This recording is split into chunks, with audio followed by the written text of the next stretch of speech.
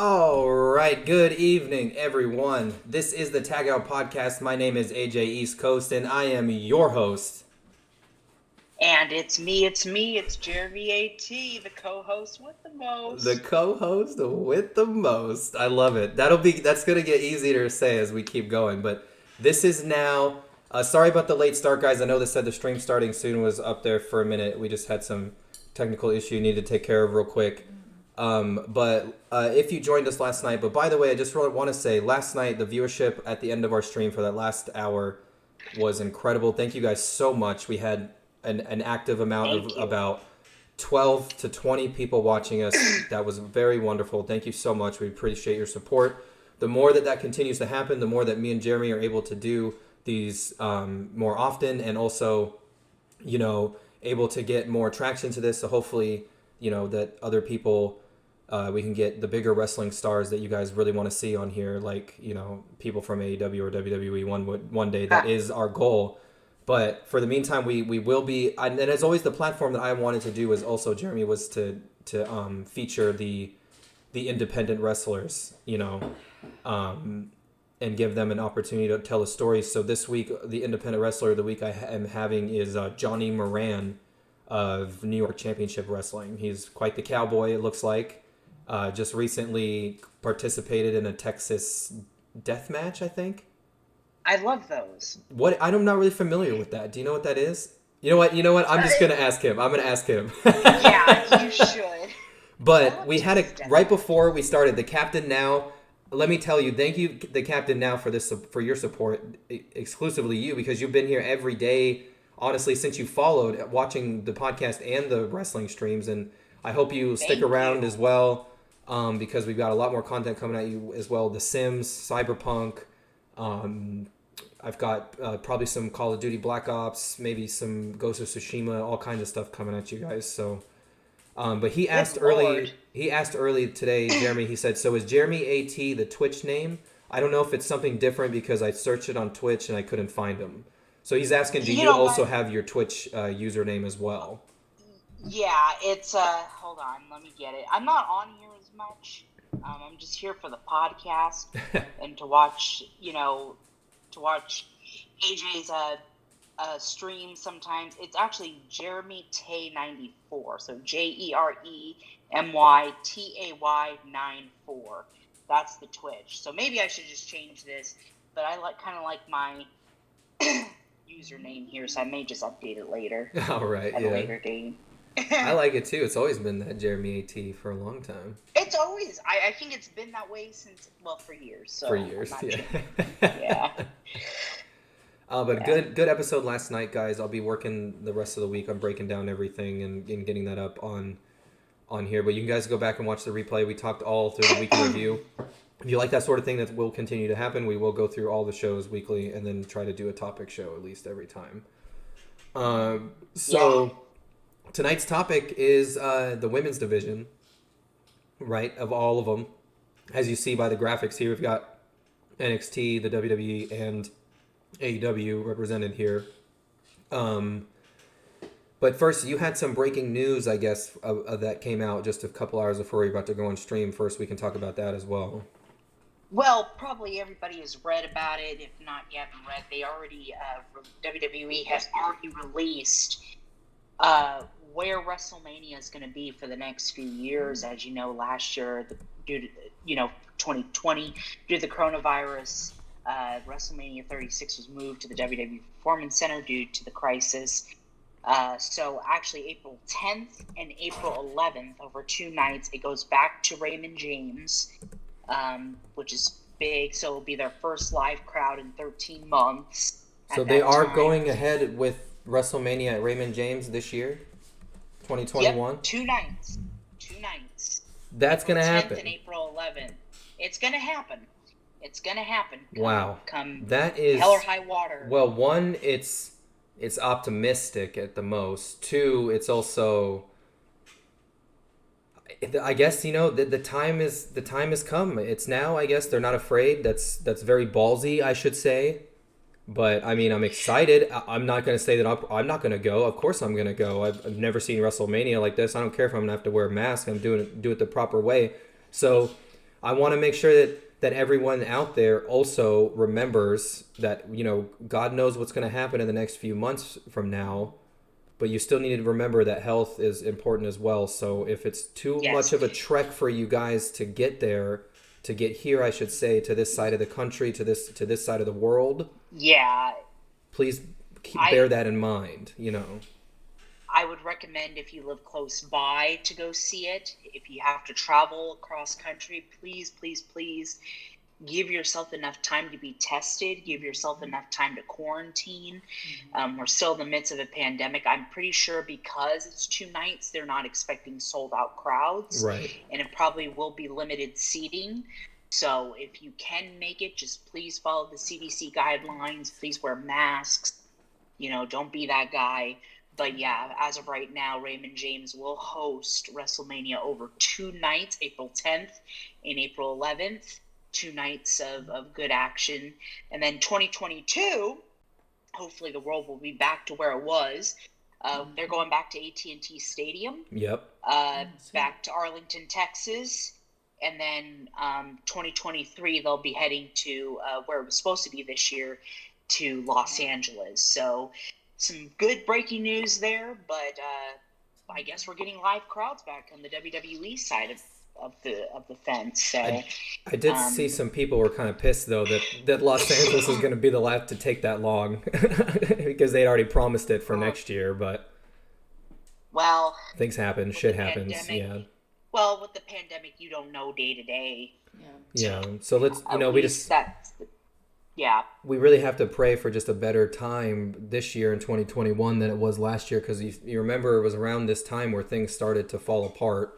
And then it was at the time that they're planning on doing, WrestleMania was really around the time that the things fell apart and everything was gone. So we're just praying for a more positive, more optimistic future this time around. Well, I think it'll happen this year for sure. They've had meetings with DeSantis. They had meetings with all the other governors, and so the governors and mayors of the host city, of course, the governors of the state. So it looks like this year it's really happening, but you'll see a more downgraded WrestleMania, but you'll still get the full effect, I'm sure. But if you guys can make it down there, just do it. It's a great experience, but just be safe, please. Yes, definitely be safe. Thank you to Iron Frosty PZ85 for that follow. Appreciate you. Welcome to the galaxy. Woo! We should do like a little special sound effect. So it was like you were reading my mind a little bit because today we did achieve affiliation, which means that we are available for bits and some subscriptions and things like that. So we are able to start doing that. Just give me a little bit of time to finish all of that stuff, and then one of the perks, what I'm getting at, Jeremy, one of the rewards is when people follow, when people subscribe, when people donate, there are little sound effects and things that come up. Yes. So I'm going to be showing them to Jeremy after the stream tonight, and I'll get his seal of approval on them. And then hopefully by the next stream, definitely by our next stream, you guys will be able to subscribe and all that things and stuff like that. You guys are awesome. I think you guys are just the best. It's and I'm glad you guys are watching with us. And we have a lot. The best is yet to come. You guys remember that crazy lady earlier in the summer at the Republican conventions? Oh my God. We're not a political show, but it's all right. It happens. This is the most silly. I think she's so silly. But anyway, we got a lot to talk about. The captain now, he says, I've never thought I would be supporting a topic I know nothing about. Well, that's what tonight's episode is about, Captain. We're going to be doing some education. Cap, let me tell you, this is Wrestling 101 for experienced fans, okay? You don't have to know. Just join in the discussion. And we'll get you up to speed if you want. Let's get Cap on some Monday Night Raws together, Yeah. Some SmackDowns, NXT's, AEW's. Let's get him on track. Captain, earlier today I did set up a new robot that comes out and says what topics or wrestler do you want us to talk about. So that is just for everyone as well. If there's anything or person that you specifically want us to cover or talk about, please let us know. Except for Bill Goldberg. If you guys know, I am anti-Goldberg, but if you want to talk about Goldberg, we can talk about Goldberg. Sorry if I have the tissue in my hand. My nose is a bit runny. Not COVID related, just allergy related. So excuse me if I. But tonight we're talking about the women's division, a very huge topic, a very good topic. You know. You said you wanted to start at WrestleMania. Which one? Or no, I'm sorry, not WrestleMania. We wanted to start with Ronda Rousey going into WrestleMania. Is that correct? Start there. That's a big, yeah. Guys, we're not doing this in chronological order. No. We're just talking about big moments, topics. If you want us to go in chronological order, we'll do that another episode. But this is just a impromptu conversation. Ronda Rousey, probably one of the biggest signings to WWE in a long time. But it was a long time coming. A lot of people, when she retired from the UFC, everybody was clamoring and was pointing, all directions were pointing to WWE. Ronda Rousey was always a wrestling fan. She looked up to Rowdy Piper. That's how she got her name, Ronda Rousey. Her showing up at the Royal Rumble in 2018 after the very first Women's Royal Rumble match was a game changer, which I believe 2018 is the biggest year in women's wrestling. I think it was a very flag-flying year for them. So, I mean, Ronda Rousey is the reason why women in WWE were featured for the first time as the main event of WrestleMania. But Ronda Rousey, guys, a big signing. If anybody doesn't know who she is, you might as well go look her up. Yeah, and she always a big fan of wrestling. She was, and like Jeremy said, Roddy Piper. He passed away. I believe it was the weekend of one of her big championship fights when she was defending her UFC title. He passed away that weekend, and I remember her wearing his thing out to there. But someone had asked her if you would ever go to WWE, and she said yeah, and that was definitely, she wanted to definitely honor his legacy for sure.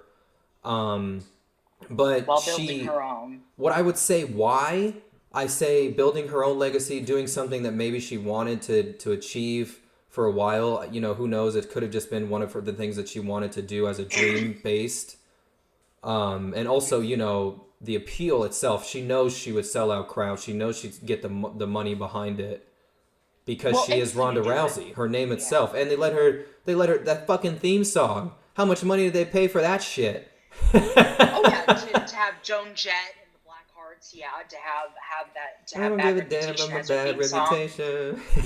I mean, it's a song that represents her. Yeah. She does have a bad reputation. It's a good reputation, but she doesn't give a fuck either way. She doesn't need to. I mean, to go a little bit in the direction of Ronda Rousey. I mean, it took many years. This was years in the making. Mm-hmm. You know, this took a lot of try. The women's revolution really kicked off. I think Ronda Rousey was that stamp of approval that the women are a big part of the roster. You know, and we can go we could do a quick chronological order if anybody, you know, doesn't know what we're talking about. You know, new fans like Cap here. You know, what happened is that back in 2015 there was a match that happened on Monday Night Raw where the women were only given it was a tag match at that. They were only given about 1 minute and 30 seconds. It seemed like. Fans did not like that. They thought that was an abuse. The tides are turning. NXT's women's division was putting on 5-star classics during that year. So why aren't women on Monday Night Raw or SmackDown? Well, at the time the roster was one. Why aren't they getting the opportunities? Which hence gave the hashtag Give Divas a Chance. Yeah. Which, by the way, So real quick, now that you already said it, I was waiting for you to say that. The fact that for that fucking long, they called them divas. You even went as far to have a championship called Diva. That was so awkward. So awkward seeing the Divas championship. Like, what the fuck is a diva? When I was that young watching it, and then when I was like a Divas championship, and you have the other women's championship, I was like, so what? The people going for the women's championships aren't diva, and the women, the other, vice versa, they're not good enough to be women. Like, what the fuck are you? That's just so gross. Just so, just nasty. I was never okay with that ever. I did not like that ever. TNA called their women knockouts. Yeah. As well too. But at the same time, yes. But in those days, now we're going back a little bit. So let's just go back and we'll get back to Ronda Rousey, because I think we're in a place where we can actually get up to Ronda Rousey. Well, in 2018. In 2018, at this time, also to paint a story, they had Becky Lynch. She was shit hot, brand new, on fire, and you have to attest that to the nose breaking. Or am I confusing this too much? Did that happen later? I think you are. I think you're going a little bit too far at the end. I think we barely got to Ronda Rousey, but we'll get there. Okay. 2018 is a big topic to talk about. I just want to give background. Yeah. Go ahead. To now. So in the late 90s, in the WWF's Attitude Era, women were known as divas. They were known as more of like, not really athletes. They were known as sex symbols. Mm-hmm. Big boobies, bikinis, bikini contests, water gun fights, bra and panties matches, you name it. And the reasoning behind that was because they were at the competition with WCW.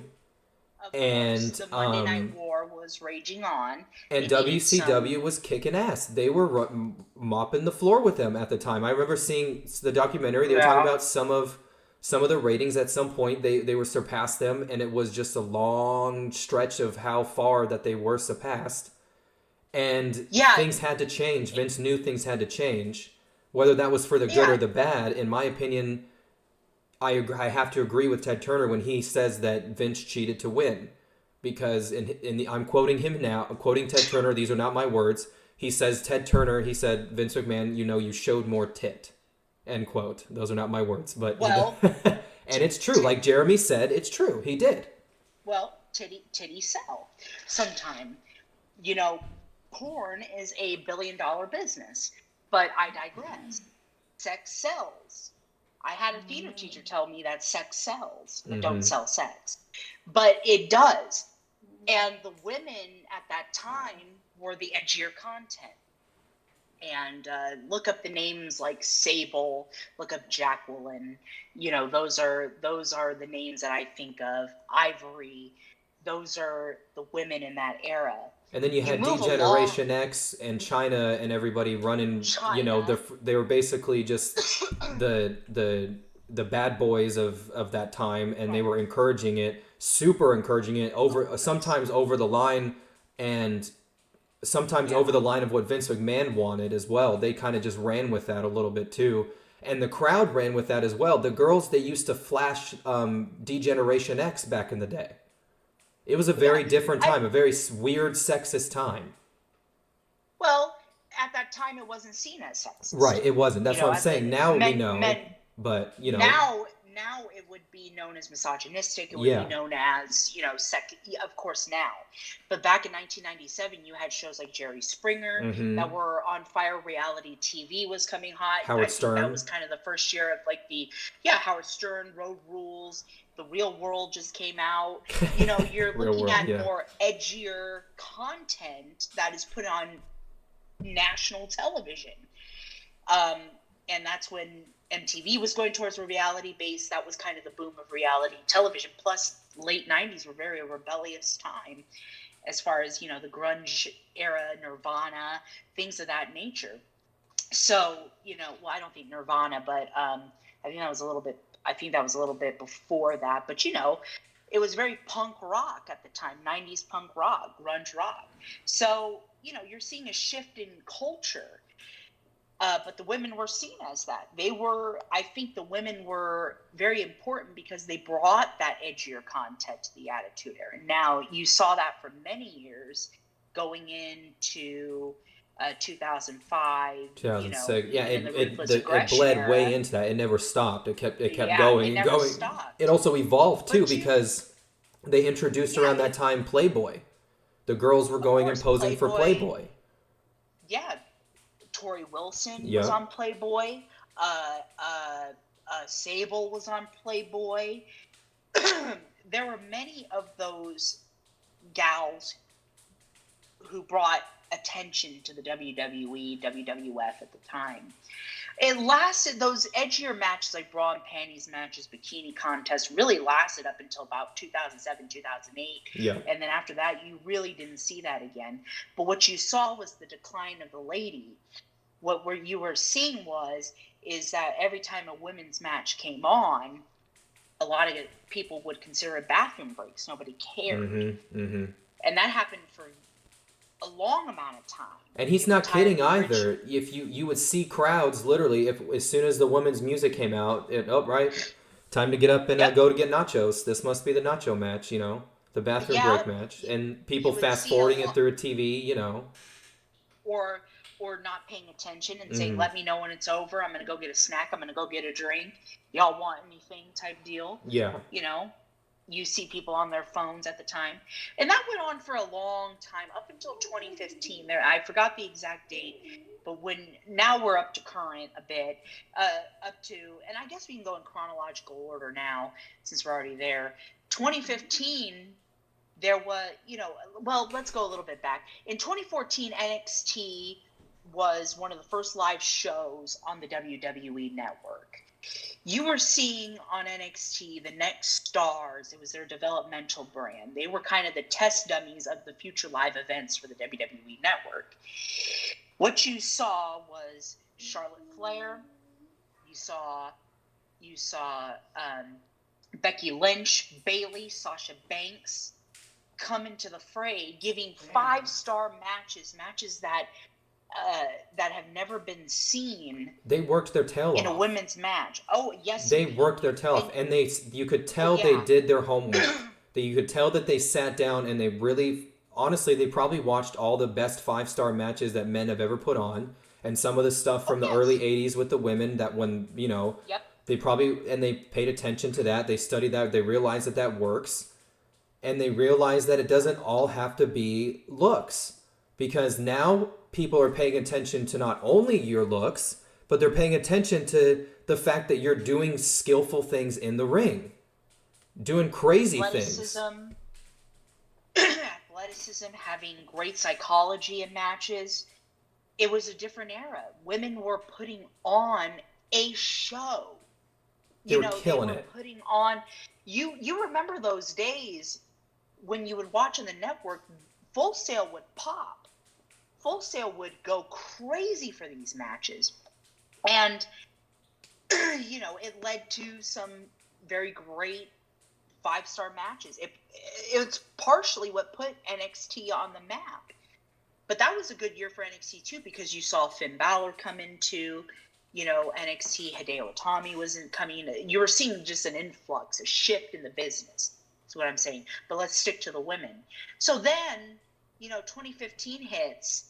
And there was a tag team match. I forgot who it was. And it's a tag team match, guys.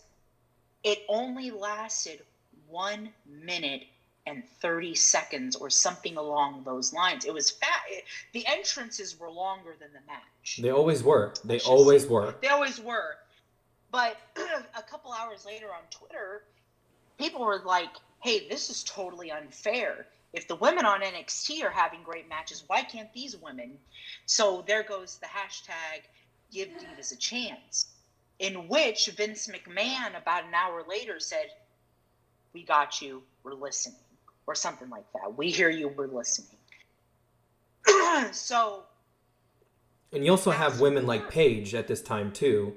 Yeah, Paige. Who was pissed off her coming Oh, from the yes. United Kingdom over here to the States, she was Just to be pissed treated off like that. she was like, what? Because what we do over in the UK is different. So what are y'all doing over here? And she was also wrestling with people that honestly, with women that looked so different than her, that she had never seen that before in her life, really.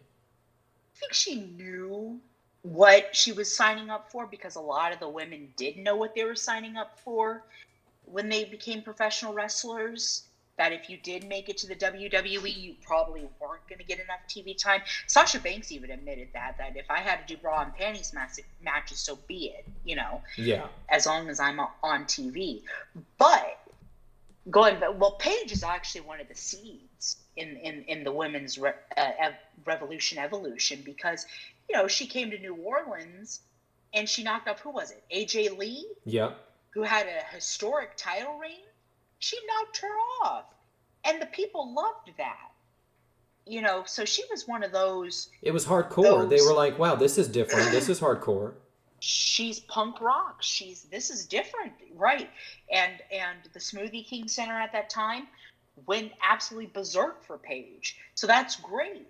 And she helped get rid of the word diva in general too, because Sure, she was uncomfortable with it. She was like, I think what was that promo she cut? She was like, I'm not a diva, I'm a woman. Right. It's those promos that really did it, and kind of Stephanie McMahon. And then we're going to move a little forward. So they bring Sasha Banks, Becky Lynch, Charlotte Flair, not yet Bayley, because she just won. I think no, she didn't. They kept her behind in NXT, but they brought those three to the main roster, which changed the game. And I think that was kind of the shift. But thank NXT for that shift to the women's revolution. So now what you're looking at is you're moving forward, and you're seeing great matches from the women. You're seeing them getting more TV time. But the one match I think really stamped this, Austin, that really stamped the women's revolution at the time, was Sasha Banks and Bayley at NXT TakeOver Brooklyn, the first one. That was it. That was the match. To see 16,000, and now they had to add seats to the Barclays Center that year because the demand was so high to see NXT. NXT is the reason why people believed in pro wrestling again at the time. But that match between Bayley and Sasha Banks, to me, changed everything for just the dynamic of the women. It made you think a little more that the women can be the main event eventually. And they tore the house down. It's good. It's good wrestling. That match still, to me, remains one of the best matches of the 2010s. And in the top 5 best matches on a pay-per-view or a network special. Going forward, you see more match time. You see Charlotte winning the Divas Championship. But then we fast forward to WrestleMania 32 in Arlington, Texas. Okay. They get rid of diva. That's the day the word diva became a bad word. They became superstars. They became equal with men. Okay? They retired that stupid Bratz doll title called the Divas Championship. It did look like a Bratz doll. I'm glad you said that because it looked... It looked like Malibu Barbie became a wrestler, okay? It did. It looked awful. And here's the thing. It was terrible. One of my favorite things as a wrestling fan has always been championship belts. I love championship belts so much. And I love the design of them. I love when they come out with new ones. And I love when, but the point I'm making is it's shitty when you see a bad one because it's like, that's just, what prestige are you holding now? It looks like shit. And the Divas Championship always looked like shit. It literally looked like you could buy it at Target. Like right. Malibu Championship doll, Malibu Barbie. It was very Malibu Barbie, very, very Bratz doll. Don't like it, never liked it. We can leave that in the past. But you see them unveil the new WWE Women's Championship. It rechristens back to the Women's Championship. And that night at WrestleMania, you see Becky Lynch, Charlotte Flair, and Sasha Banks in their first WrestleMania appearance, mind you, have one of the best matches of the night. And it was great from that point on. And you go into the draft as well too. 2016, you saw the brand extension draft where they separated Raw and SmackDown again, and then you see the SmackDown Women's title be introduced, and Becky Lynch being the inaugural holder. Charlotte Flair and Sasha Banks having great matches, what led to the first ever Women's Hell in a Cell, which was absolutely incredible. And they took way too long. First of all, far too long to even for all these matches to even be considered. They should have done this a long time ago. Long time ago. Breaks. Yeah. There were bathroom breaks. Nobody was really invested in it. So why should Vince McMahon be invested in it? And I'm not saying that I don't agree with you, because yes, it is a long time coming, but how can you invest your time into something when something's not really when the audience is not very invested, But when they gave that hashtag, it seems like, okay, now they're invested. Let's go ahead and move forward. But you see that in 2016. You hit a bit of a drought in 2017. But what you see in 2017 is the first ever women's Money in the Bank ladder match, which, oh, God. That's one match that I think I could just slap somebody. They made a mockery of it, man.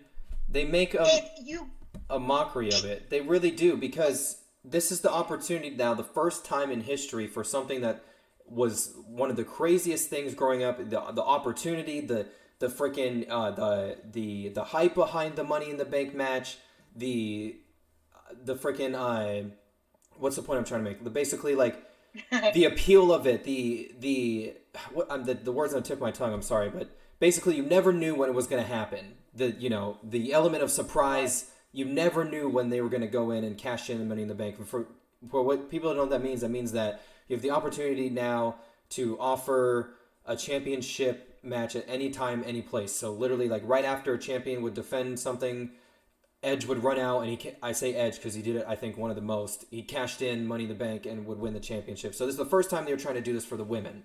And in order to do this, you need to climb the ladder, and you get up to the top, and they turn this into comedy. They turn this into joke. Well, they had, so if anybody doesn't know, the first ever women's Money in the Bank ladder match happened at Money in the Bank 2017. What Austin was trying to make is that the concept of the Money in the Bank briefcase is, if you didn't win the Royal Rumble, someone was bound to win the Money in the Bank. Okay, so that briefcase you can cash in anytime, any place for 1 year. That was typically a men's match. It's first women's. There's a gentleman by the name of James Ellsworth, God bless his soul, and he was accompanied by Carmella. And so what happens is James motherfucking Ellsworth. Oh well, what a guy. Anyway. So James Ellsworth climbs the ladder, retrieves the briefcase, and throws it down to Carmella. So, and this is my biggest gripe with this shit, because you didn't even let the women have the opportunity to do the fucking thing that they were signed up to do in the fucking first place. Right. Instead, you had a dude do it for her. What is that? What picture are you painting there? Well, kind of mounted in controversy, of course. They're trying to create controversy, and like I said, I'm not trying to defend it. I'm just trying to think on their level of how they're trying to do it. But what gets me is that the rules say whoever gets it first. Technically, Carmella didn't win because she didn't go up there and retrieve it herself. Yeah, just first of all, so her lackey did instead. Exactly, you're muddling the rules in a sense. So it's kind of like, well, she really didn't win, because if you look at it, she really didn't, and James didn't either. It's a moot win. You literally grabbed it. Someone who's not even a participant in the match, you literally grab the briefcase and you just hand it to somebody. That's not how ladder matches work. No. I'm sorry. It's the first one who climbs the ladder, who's eligible and qualified in the match to retrieve the briefcase. And they take the history away from Carmella. They take away from the history of whoever's going to slated to win that match. It really watered you took down that moment the from them. Significance. And I can agree with you wholeheartedly that it did like water the significance and the history and the weight of the history of that moment, which led to the next Tuesday. I think it was the next Tuesday or the week after on SmackDown Live, they had a rematch. So you're trying to correct your issue when the damage is already done. And now they take this away from the pay-per-view slot, which people, by the way, pay money to watch. I mean, I only pay $9.99 for it, so it wasn't really... Right. If it was like a $54.99 pay-per-view, I would have... Which we used to have to pay when we were kids, by the way.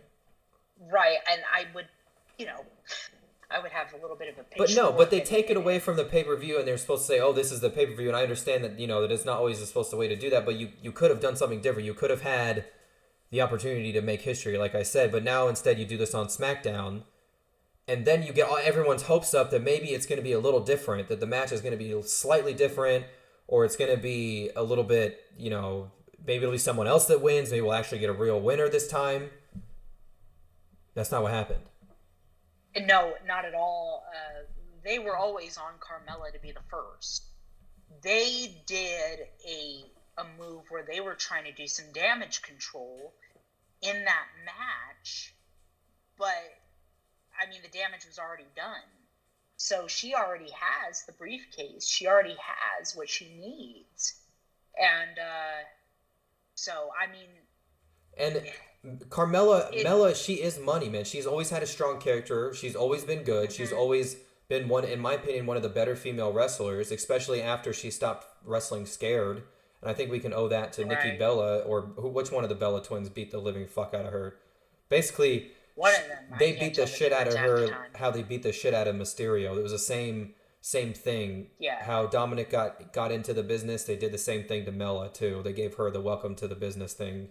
And she proved that she could hang, because at the time, like Jeremy was saying, the women were doing more hardcore shit, like women's hell and stuff. So she proved that she could hang, and then after that, they kind of put a water out on the little fire that she had there with the Money in the Bank match. And even after she wins it and they give her the title, give her the briefcase, it still diluted her character again, because I was like, well, she didn't really fucking do anything.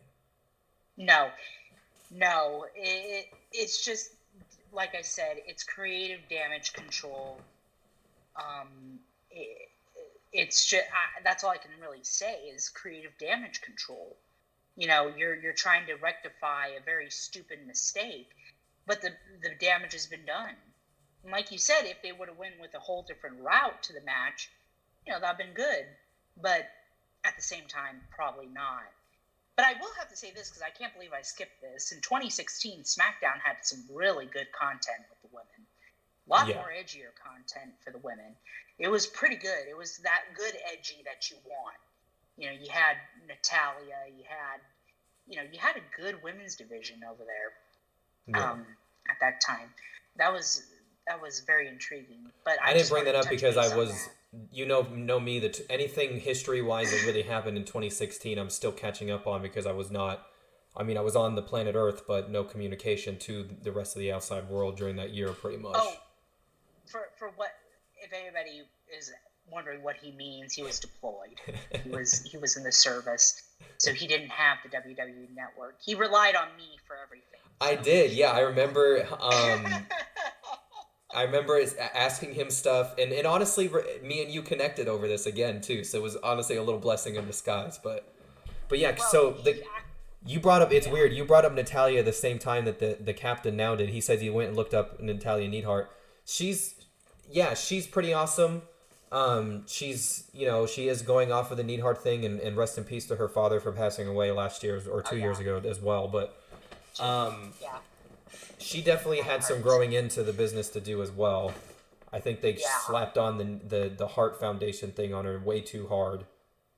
Um, yeah. I mean, when you look at people who are generational superstars, it's kind of hard to she's trying make to your live. own She's path. trying to fill. She was trying to fill the boots of not only her father's but Bret Hart's at the same time, and then she's got to worry about her husband, um, Right, Tyson, whatever his name was. Tyson Kidd, Yeah, or yeah, yep, she had a rough go there, or Captain T.J. Now, but she Wilson, definitely came into her own, and now I think she just goes by Natalia. They call her the best of all time now, the Boat, the boat, which I don't like. the I don't like boat. that name. It just sounds weird every time I hear it when the commentators, "Here comes the boat." I'm like, oh, is there a boat coming out? Who is? Are we getting a new boat salesman or something? Hey, if they compete at WrestleMania, we could get a boat She could entrance. come out with the boat. That's right. I That's mean, right. now we're getting WrestleMania in an actual facility where you can have big entrances again. Yeah. So, but anyway, so we're there. We move on. 2016, a very solid year for the women. They're coming to their own. And you go into 2017, which we already talked about, the 2017 Money in the Bank women's Money in the Bank ladder match. You see Carmella on the top of her game. Charlotte wins the title for the 459th time. Not very much a big year for women's wrestling other than the Money in the Bank ladder match. But the real pivotal turning point for the women's evolution is 2018. And in 2018, you see for the very first time the first ever women's Royal Rumble match. If anybody doesn't know what the Royal Rumble match is, it's probably one of the most prestigious battle royals in history. The winner of the match gets a world title opportunity at WrestleMania. It's been dominated by men for 30 years. So having it be the first and to main event that year's Rumble was pretty good. That was something I would have never thought we would get. I knew it was eventually. I thought, they would have executed it right away. Mm-hmm. In 2017, I'm not sure what the lag in the year was. Maybe they were just like, maybe we don't have enough women superstars, which they don't. So I'm not sure where the logistical error was. They almost had to scramble really to find 30 women. Oh, they did. And that's, and that's upsetting a little bit too, because it's like you have to figure out which men not to use, but now you need to scramble to figure out which women to use. You're doing something wrong there, if in my opinion of equality, just for a second, if I can say that. Yeah. Because if you think about it, the men's roster sometimes is filled with people that you haven't even seen on TV in the last 3 fucking years. And then the females don't even have anyone that, they're not signing any new females. They hardly ever do back then. Right. We're in a position where where there's not a lot, because you had a lot of Hall of Famers, a lot of legends come back. You had NXT superstars. You had and you had your main roster superstars. So, I mean, it's history making. At the same time, it's kind of like, okay, there's very little on your actual roster, to use. But, through it all, it was cool. It was cool to see Trish Stratus.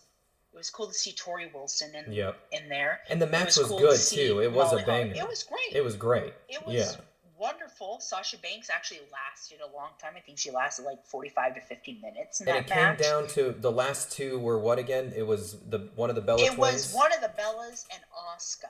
Yeah. Asuka ended up becoming the winner of the first ever women's Royal Rumble match. And I liked what they did there. There was a lot of drama in the last 10 minutes of that match. It almost you forgot you were watching the Rumble for a second. For me at least, I was like, oh damn, one of these, in order for these women to win, they gotta hit the floor. I forgot that for a second because the Bella Twin and fucking Asuka, they were doing so good in the ring. That was awesome to see that at the end there, and then they go over the top rope.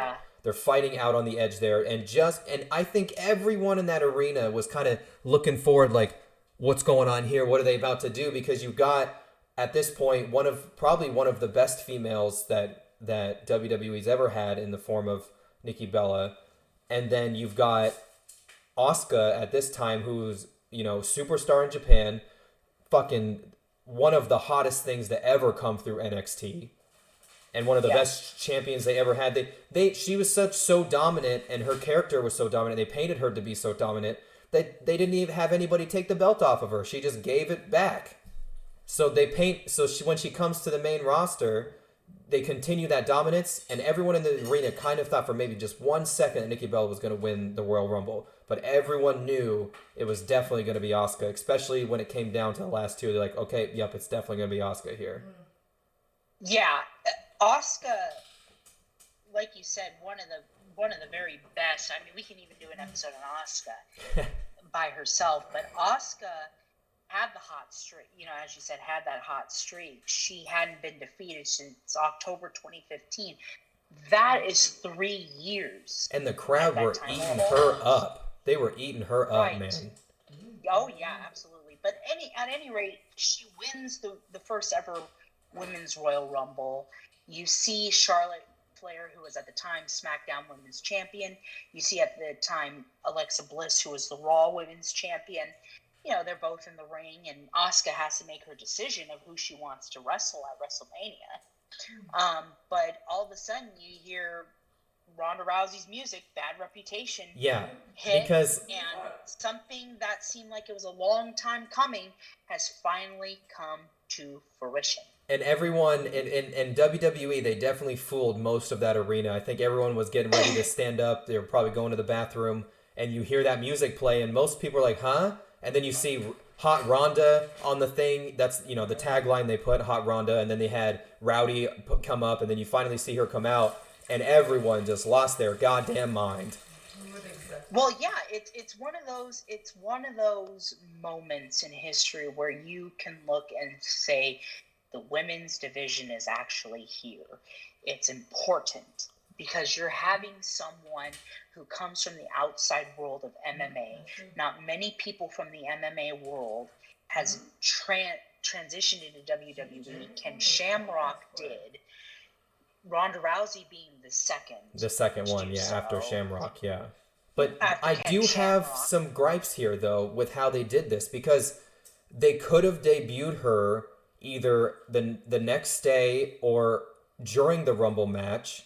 But it was weird that they did it right after that. They ended the show on it. And a lot of the female talent, they went on the social media, they went on, and they told a lot of their fans that they were pissed that Ronda kind of overshadowed that moment. And they also overshadowed Asuka. They took that moment away from Asuka.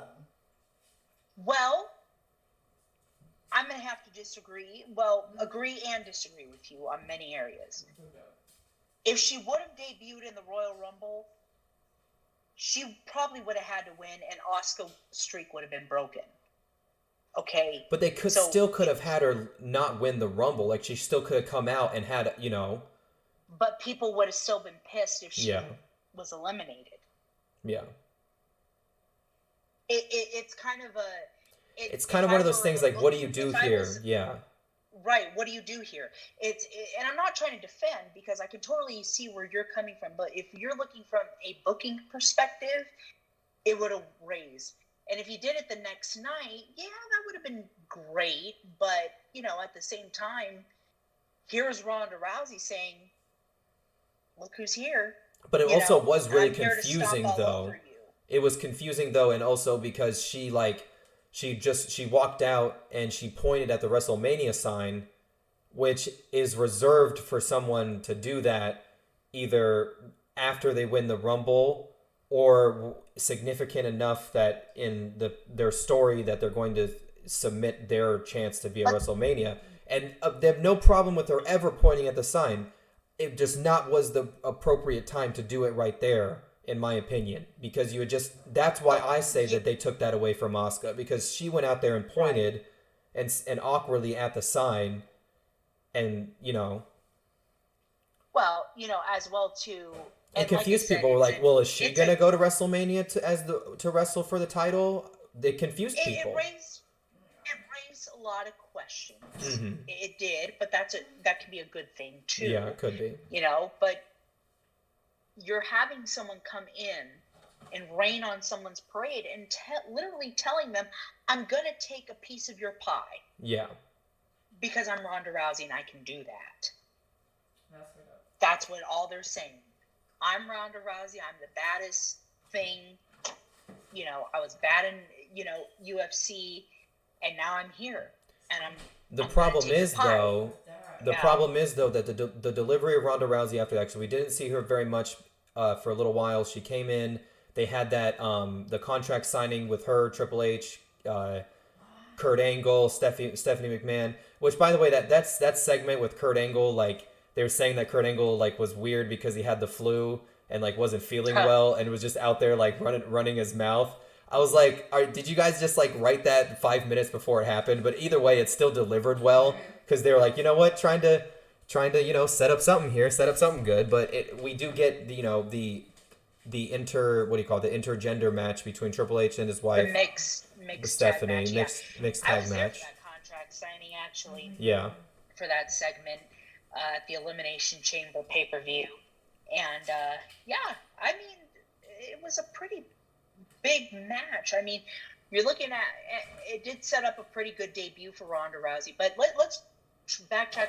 Asuka did eventually choose Charlotte Flair, which will head into WrestleMania 34 in a second. How pivotal that was in women's wrestling. And it was super pivotal because what they did here was honestly just shock the world. They shocked everyone because they told the story that Asuka is this undefeatable force, that she's never lost in anything. They even went as far as the mixed tag team tournament they were doing. They had her win that too. They were painting her as the ultimate, essentially she was Goldberg at this point, if you really think about it. A lot better than Goldberg. But essentially, in the storyline, she's essentially Goldberg, and Charlotte is the champ. And how the story goes at this point is that she goes and takes down the champ at WrestleMania. She wins the Rumble. She has the moment of her life. She's now the undefeated champion. But they went with the other way and had Charlotte win instead. And that one was, I think, a huge sting there. And I agreed with what they did. For a second, I was like, no. They actually went ahead and broke Asuka at WrestleMania. They did that. They broke her streak at Mania. And then for a second, I was like, wow, because now this kind of, it kind of showed that she wasn't that invincible force that they said she was, that she was just a little bit more human. And it allowed her to honestly to start coming into her character a little better now that burden, that ghost of her always having to win was behind her. Absolutely. I can wholeheartedly agree with that. I was there in New Orleans for that match. Probably one of the best women's match to take place at a WrestleMania. It was very good. Yeah, they tore the house down with that one. Have incredibly stupid good chemistry yeah. with one another. It's like they gel so well. It's like she's the Ricky Steamboat to, her Ric Flair. It's one of those type of scenarios, and they can wrap it up in the ring anytime. So and it'll still be a good match. I was very shocked that they went with the decision to end Asuka's streak, because my breath kind of went not as much as Undertaker's streak ending, right. But it was kind of like a really.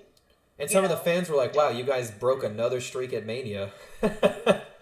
Well, it's the bat, and I said this in one of my. If you follow me on Instagram, go back to my WrestleMania 34 stories. It's still up there. But I said the Superdome has bad juju when it comes down to streaks, because it's like you saw, and it's very important streaks too. It's not like just, okay, I've been here 6 months and it's a 6-month streak. You're talking like long-term streaks that are being broken. So, you're looking at Undertaker, whose 21 straight win WrestleMania streak ends. And then you're looking at this, how many days was it? Was like it over 800 days or something that she was undefeated? Yeah. and up until that point, and it's like these are big, streaks. These are not 2-day streaks. These are years. The longest. Yeah, And that's crazy. She yeah, went that whole time without ever losing. it's not WrestleMania. It's the Superdome in New Orleans. So the next time they're there and someone has a streak, please know that you're losing that night. And she tapped out. She tapped out too. Yeah, of all things. I'd rather have. I hate submissions. I really do. I think maybe natural selection would have been a way to end it. A pinfall victory would be a little more. I think it's just for someone that big. I don't know. Submission wins to me are.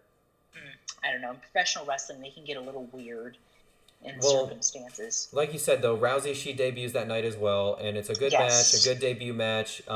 They sold the thing that she broke Stephanie McMahon's arm with the arm bar. Right. So now this is where it got a little weird, though, because it's interesting you just bring up submissions now, too, because now she is using something that we all know in real life to be one of probably the most painful things that you can do to a person's arm. Mm-hmm. And in real life, like literally, you will tap instantly. She's now using that, and she's like breaking the norm with it. She's like, it's showing she had to fake now the arm bar and fake it in a different way, and it just never looked right to me that she did that. I was like, why didn't they just do something else as like her main point? I was like, I know they're trying to go off of the UFC thing, but it just never looked right, because now with people that watch her in UFC and other UFC fans, it looked strange every time that she applied it, because that she couldn't, if she looked like she was going to sell it the correct way, she could potentially hurt somebody. Yeah, I mean, automatically she would have broke someone's arm. I mean, look at her previous UFC fights. I mean, those arms were snapped. Literally, you had no choice but to tap. So now, and she has some training, but not that too much training. But I just think she never got it. It never clicked for her in the ring. Every time she was in the ring for me, as I watched it, it just did not look good. It did not look right. You have a point, but at the same time, in some ways, it was effective. Yeah. But I mean, you wouldn't know if there are a lot of people who probably didn't know who Ronda Rousey is, besides folks who watch UFC. Maybe they've heard of her, but they wouldn't have known her submission. Yeah. I mean, if they're fans like us, we can critique that all day. But still, I mean, yeah, there's some things that didn't click to her. And they pushed her to the head of the line, essentially. They said that she was the rookie. They pushed her to the head of the line, and I knew that was going to happen. We all did. We all knew that was going to happen. Everybody knew that. It shouldn't be a surprise to people when you think of a star like that she's just going to wait her turn. No. She's not going to wait her turn. So yeah, that match was very good. It was. I'll tell you what, the whole Superdome that night was so into it. They were into it.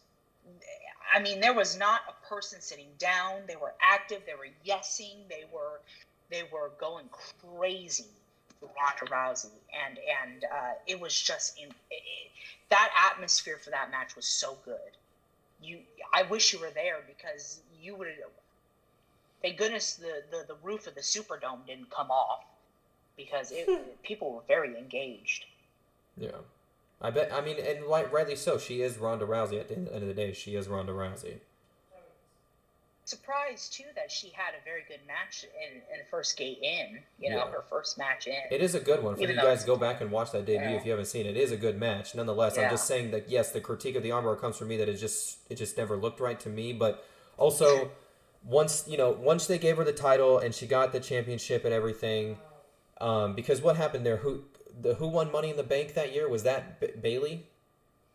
No. So we'll have to back up a little. I'm sorry, I keep backing up a little bit, because that's the only way it makes sense to me. So Ronda doesn't have her. I don't think she has her first real singles match until Money in the Bank 2018. Yep. That's the night that Alexa Bliss won. That's right. She wins Money in the Bank, and she's doing the behind the head thing with the contract like she used to do with the title. That's right. Yeah, So Nia Jax was the Raw Women's Champion at the time. Unsafe Nia Jax. We're going to talk about that after we come back from break with how dangerous she is, because she's important to the story as well of how dangerous she is. But so they have that match, and it's subpar, But watching that match too, you're watching now. Honestly, at this point, this match is very unsafe in my opinion, because you have Nia, who is basing off her power. She's still a little unsafe. She still has had problems with hurting wrestlers in the past because of her size, and she's honestly that the whole that she doesn't know her own strength thing it comes way into play here. And then you have Ronda Rousey, who is undertrained. The two men in the ring together, it scared the shit out of me for a second, and also for a second I was like, Nia, please don't hurt Ronda. Please don't hurt her, because at the end of the day, Ronda, she doesn't know what she's doing compared to people that have been doing it forever, and especially her coming from the Samoan family, Yeah. Totally agree with you on that one. But that night, Alexa Bliss cashes in Money in the Bank, pins Nia Jax, becomes Raw Women's Champion. Yeah. And then that leads to a match at SummerSlam with Ronda Rousey and Alexa Bliss, which Alexa's good at selling. Alexa's good at faking a broken arm too. My God. They capped it now. UFC is Ultimate Fighting Championship. It's like mixed martial arts. Yeah.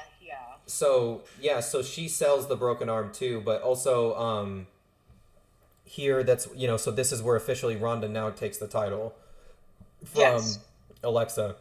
They played into the story. Also, Alexa took that the stuff from the Royal Rumble where everyone was saying that she came in and overshadowed the moment, that she was a rookie overshadowing a moment. She took that and put that into the story between them two that they were playing out on TV, that Ronda was the overhyped rookie and that Alexa had been here forever. And then Ronda Ronda's starting to freaking go after Alexa's size, tell her that she's way stronger than her, all that other stuff. So it was fun, a playful rivalry between the two of them. I think it was, if anyone was going to give the title to Ronda, I think it definitely should have came from Alexa, because it was good, I thought. They needed a way to get the belt onto Ronda. They needed to get that on her. Yeah. That's all I can say about it. And Alexa had the Money in the Bank briefcase, and they just said, okay, we'll just have her. And 1, 2, 3, and then that's our champion. And I also they had Ronda Rousey as champion in mind. And I also think they did that too, so they didn't have to worry about at any time while Ronda was champion her being cashed in on. That's true. Yeah. So they didn't have to worry about having to write an angle for that. Unsuccessful. Yeah. It would have been unsuccessful. So the Money in the Bank match, Captain, now is there is a suitcase of money, but no. So what it's a suitcase, and inside has a contract, and on that contract allows you to activate a world championship match.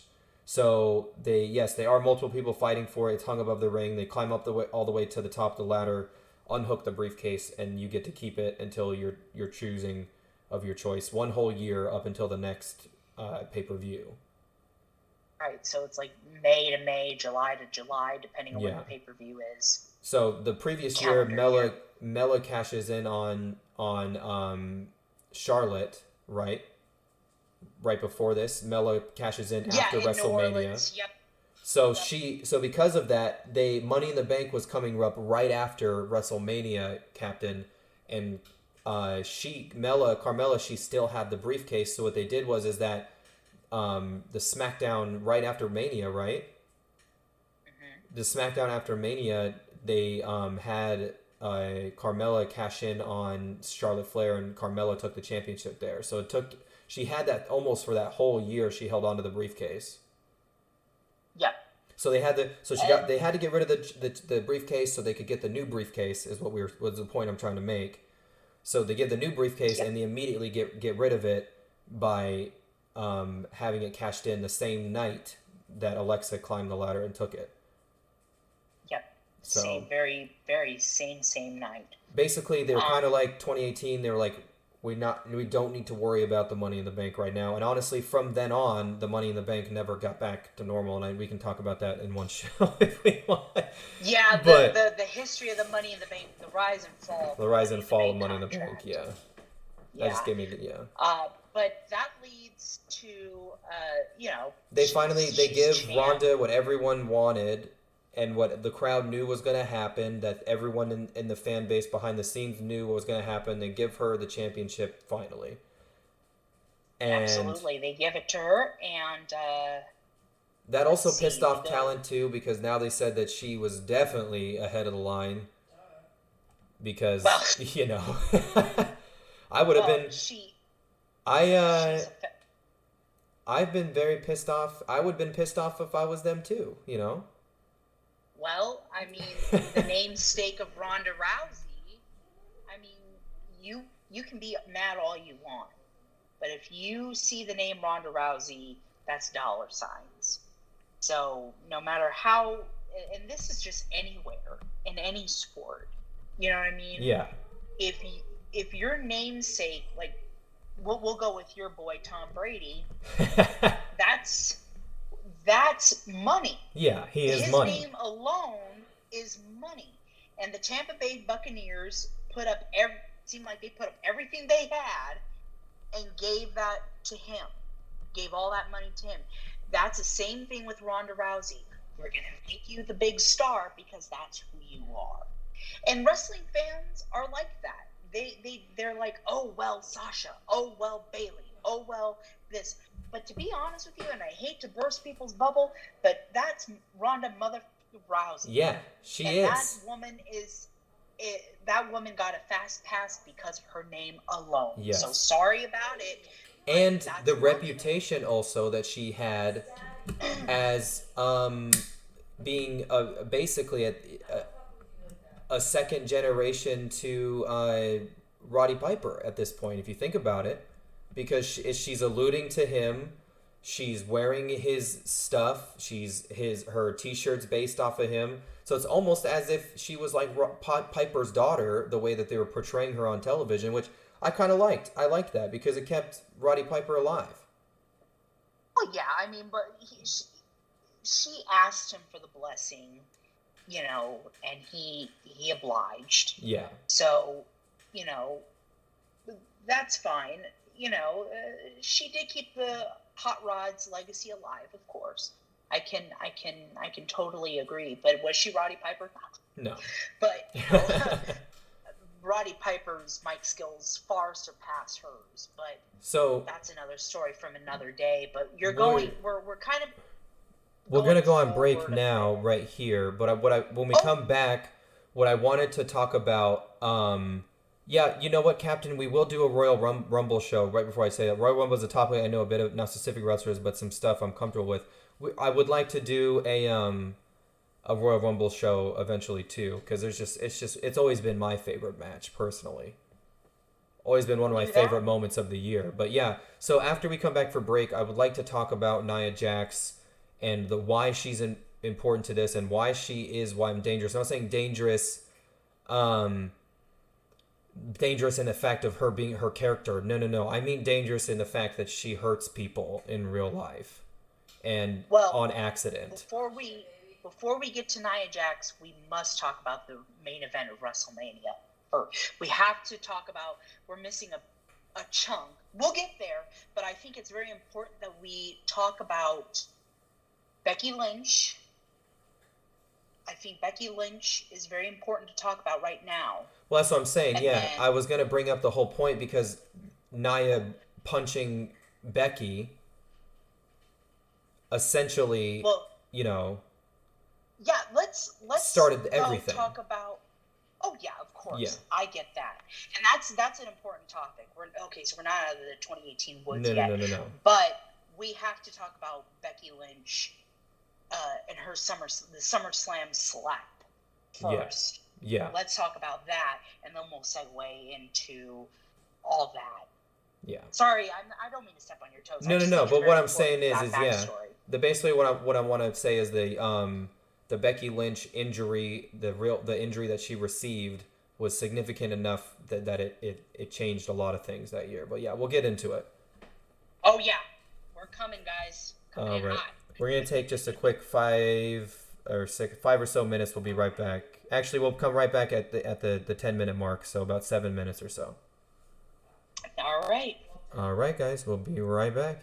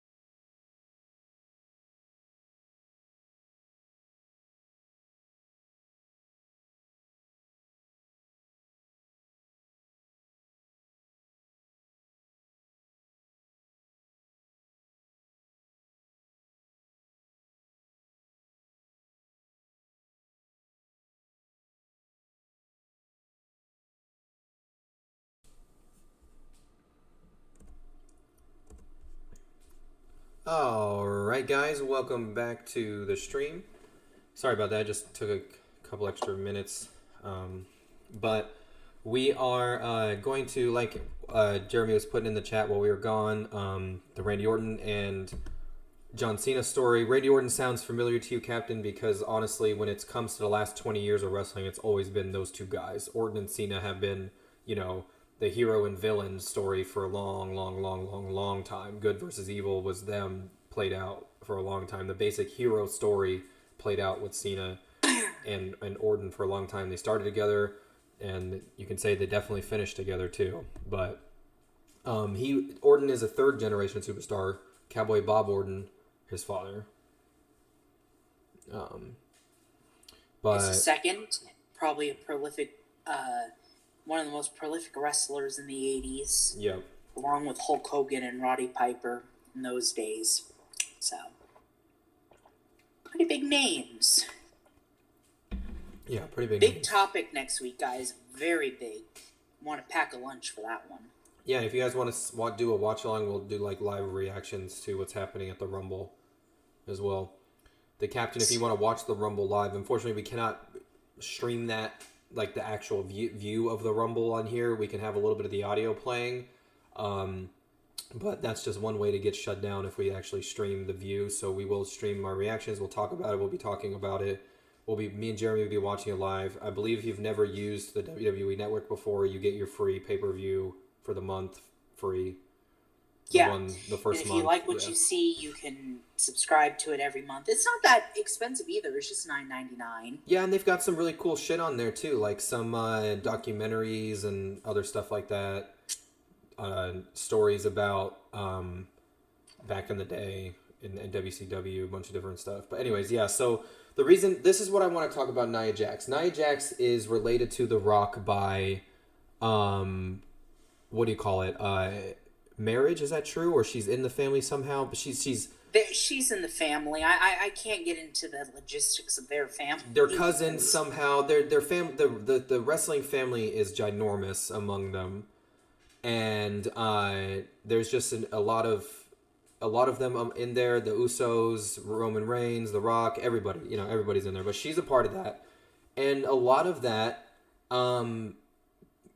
She used, I think, a little bit of her name to get in there as well, and she's a much larger female than most women. I think they used to tell her weight sometimes when she came out, when she first started wrestling. They used to say that she was 290 something pounds. I think at one point, almost close to 300. Yeah. They would talk about that all the time, which is a little uncomfortable as well, given the demographic that they were appealing to. Because they were using her weight as a storyline at one point. That she was that was for a WrestleMania storyline. That was uncomfortable too, but I think their intentions for the bullying good. thing, but I just think for a lot of audience members, it's just like, okay, I go through this too much, to want to just relive it. But it was a redemptive story. But she, at the time and even now, she was just a little untrained. She didn't know her strength, how she has it. And when she threw punches, they had a little oomph behind them. And she hurt some peoples. When she tossed people, some girls had a harder time getting up. And it came a little bit of a problem. It still kind of is a little bit of a problem, in my opinion. Yeah, it kind of is. I mean, the safety of the athlete, you're supposed to protect one another whenever you're wrestling. You have to protect one another. It's very easy in professional wrestling to get hurt. Accidents do happen. All the time. That's why you have to be very, very, very careful. You can knock a tooth out without even, meaning to do it. I mean, these moves, guys, are very, very real. They may not connect at times. It is choreographed. We can agree on that. But when things go wrong, I mean, they go wrong. It can go south real quick. As far as to say, God rest his soul, Owen Hart fell from a distance that was unsafe. He was unsafe. Show production protocols led to his death in the ring, in the middle of a show. But that's more of a technical protocol. Yeah, I'm but talking still, about. it could accidents happen. It still happened Oh on yeah. live TV. Oh, it could happen to the best of us. That's Yeah. why, it's good to look both ways while crossing the street and look both ways twice before doing it. WrestleMania But- captain, he says, what's the difference between WrestleMania and WWE? WWE is the parent company. WrestleMania is one of the shows they put on that's essentially the Super Bowl of wrestling. Skullroot, yeah, Steve Austin's neck. That's right. Steve Austin hurt his neck. Edge hurt his neck. Daniel Bryan's head. The list can just go on and on and on about accidents happening, but there was a significant accident that happened. But before we get to that year of 2018, Jeremy, you said the heel turn for Becky Lynch was one of probably the most pivotal moments of the women's division, and how hot it was at the time, and the kickoff, honestly, to where we're at now. Absolutely. I mean, it was the rise of Becky Lynch. It was They lit a fire under her ass. Right. It's a pivotal turn in the women's division, but it's also the biggest pivotal turn in Becky Lynch's career. Right. And so they have a triple threat women's match between Carmella, the one that we were just talking about, who cashed in Money in the Bank that year, on Charlotte Flair to win the SmackDown Women's Championship. Charlotte Flair trying to get her payback for it with a couple of unsuccessful bids, and Becky Lynch trying to put her hat in the fray. Becky Lynch was on a very, very career slump, to say the least. And to the point where she was like, they were almost ready to give her the boot. Yeah. She was very close. People were giving up on her. But the match goes on. Charlotte Flair wins the title for the 1,582nd time. They always do that. They're always, and I feel like if they're just out of ideas, they're just like, yep, we might as well give Charlotte a championship. Enough, stop fucking doing that. Charlotte! Who do you think is good? Charlotte! Who can fix my toilet? Charlotte! But... And those of you guys that watch my Charlotte WWE wins. streams, yes, she is my current champion because I can't get the fucking belt off of her. Well, sweet Jesus Almighty, take the wheel when it comes out. I love her. I do. I really love her. I think she's a wonderful... You can have an episode on her own. But Charlotte, I love her to death. But sometimes it's just a little oversaturated. We get that she's good. Give someone else a turn. She'll make 16. Yeah. I promise you, she'll make 16. Give someone else a chance. Yeah. No, yeah, but she. Anyway, but at any rate, Charlotte wins, and and at this time Charlotte was babyface. Becky was babyface.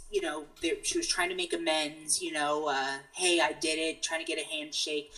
And, typical heel move. Yeah, I'll hug you. That's good. She's the champ. Bam! Slap the taste out of her mouth and beat the holy crap. The crowd pops like I've never seen before. Okay? They go absolutely insane. And there you go. The rise of Becky Lynch as probably one of the best heels and a stone cold anti-hero that we haven't seen in 20 years at that point. And there we are. And so... Eventually, Becky Lynch, I think, wins. I think she wins the SmackDown title at Hell in a Cell. Yeah, she does take the championship. They're setting up that she's got the title. They had a couple matches between her and Charlotte. They had a great last woman standing match at Evolution 2018, which is by far one of the best pay-per-views with just singular women. Yeah, so that they put on the first the women's pay-per-view, all women, the women's show. This was awesome, a long time coming, but just the biggest. At this time, we're getting the biggest showcase of women that was much needed. It was so good. As a matter of fact, I should watch that after this. We should watch. It was one of the best pay-per-views of 2018, and they stole it. I mean, they had women past, present, and future. But anyway. Becky Lynch wins at Hell in a Cell, wins the SmackDown Women's title at Hell in a Cell. So they're setting up, at this point, Becky versus Ronda Rousey at Survivor Series. So those of y'all that aren't familiar with Survivor Series, it's the Thanksgiving tradition, Thanksgiving week. You have whoever is the champion of SmackDown and the champion of Raw, they go up against each other, so forth. The mid-card titles go up against each other. The heavyweight titles go up against each other. The women titles go up against each other. Everyone's going up against each other. And then they have a tag team match, which is an elimination match of teams between Raw and SmackDown and all that stuff. So leading up to this, they introduced. This the first year that they introduced the invasion angle, right? No, they did that the year before. The year before, but I think it's the first time that women were involved. The women, that's what I'm saying. The women were involved in the invasion of the other brands. So Becky Lynch, she's leading the charge. She's leading the charge this whole month. SmackDown.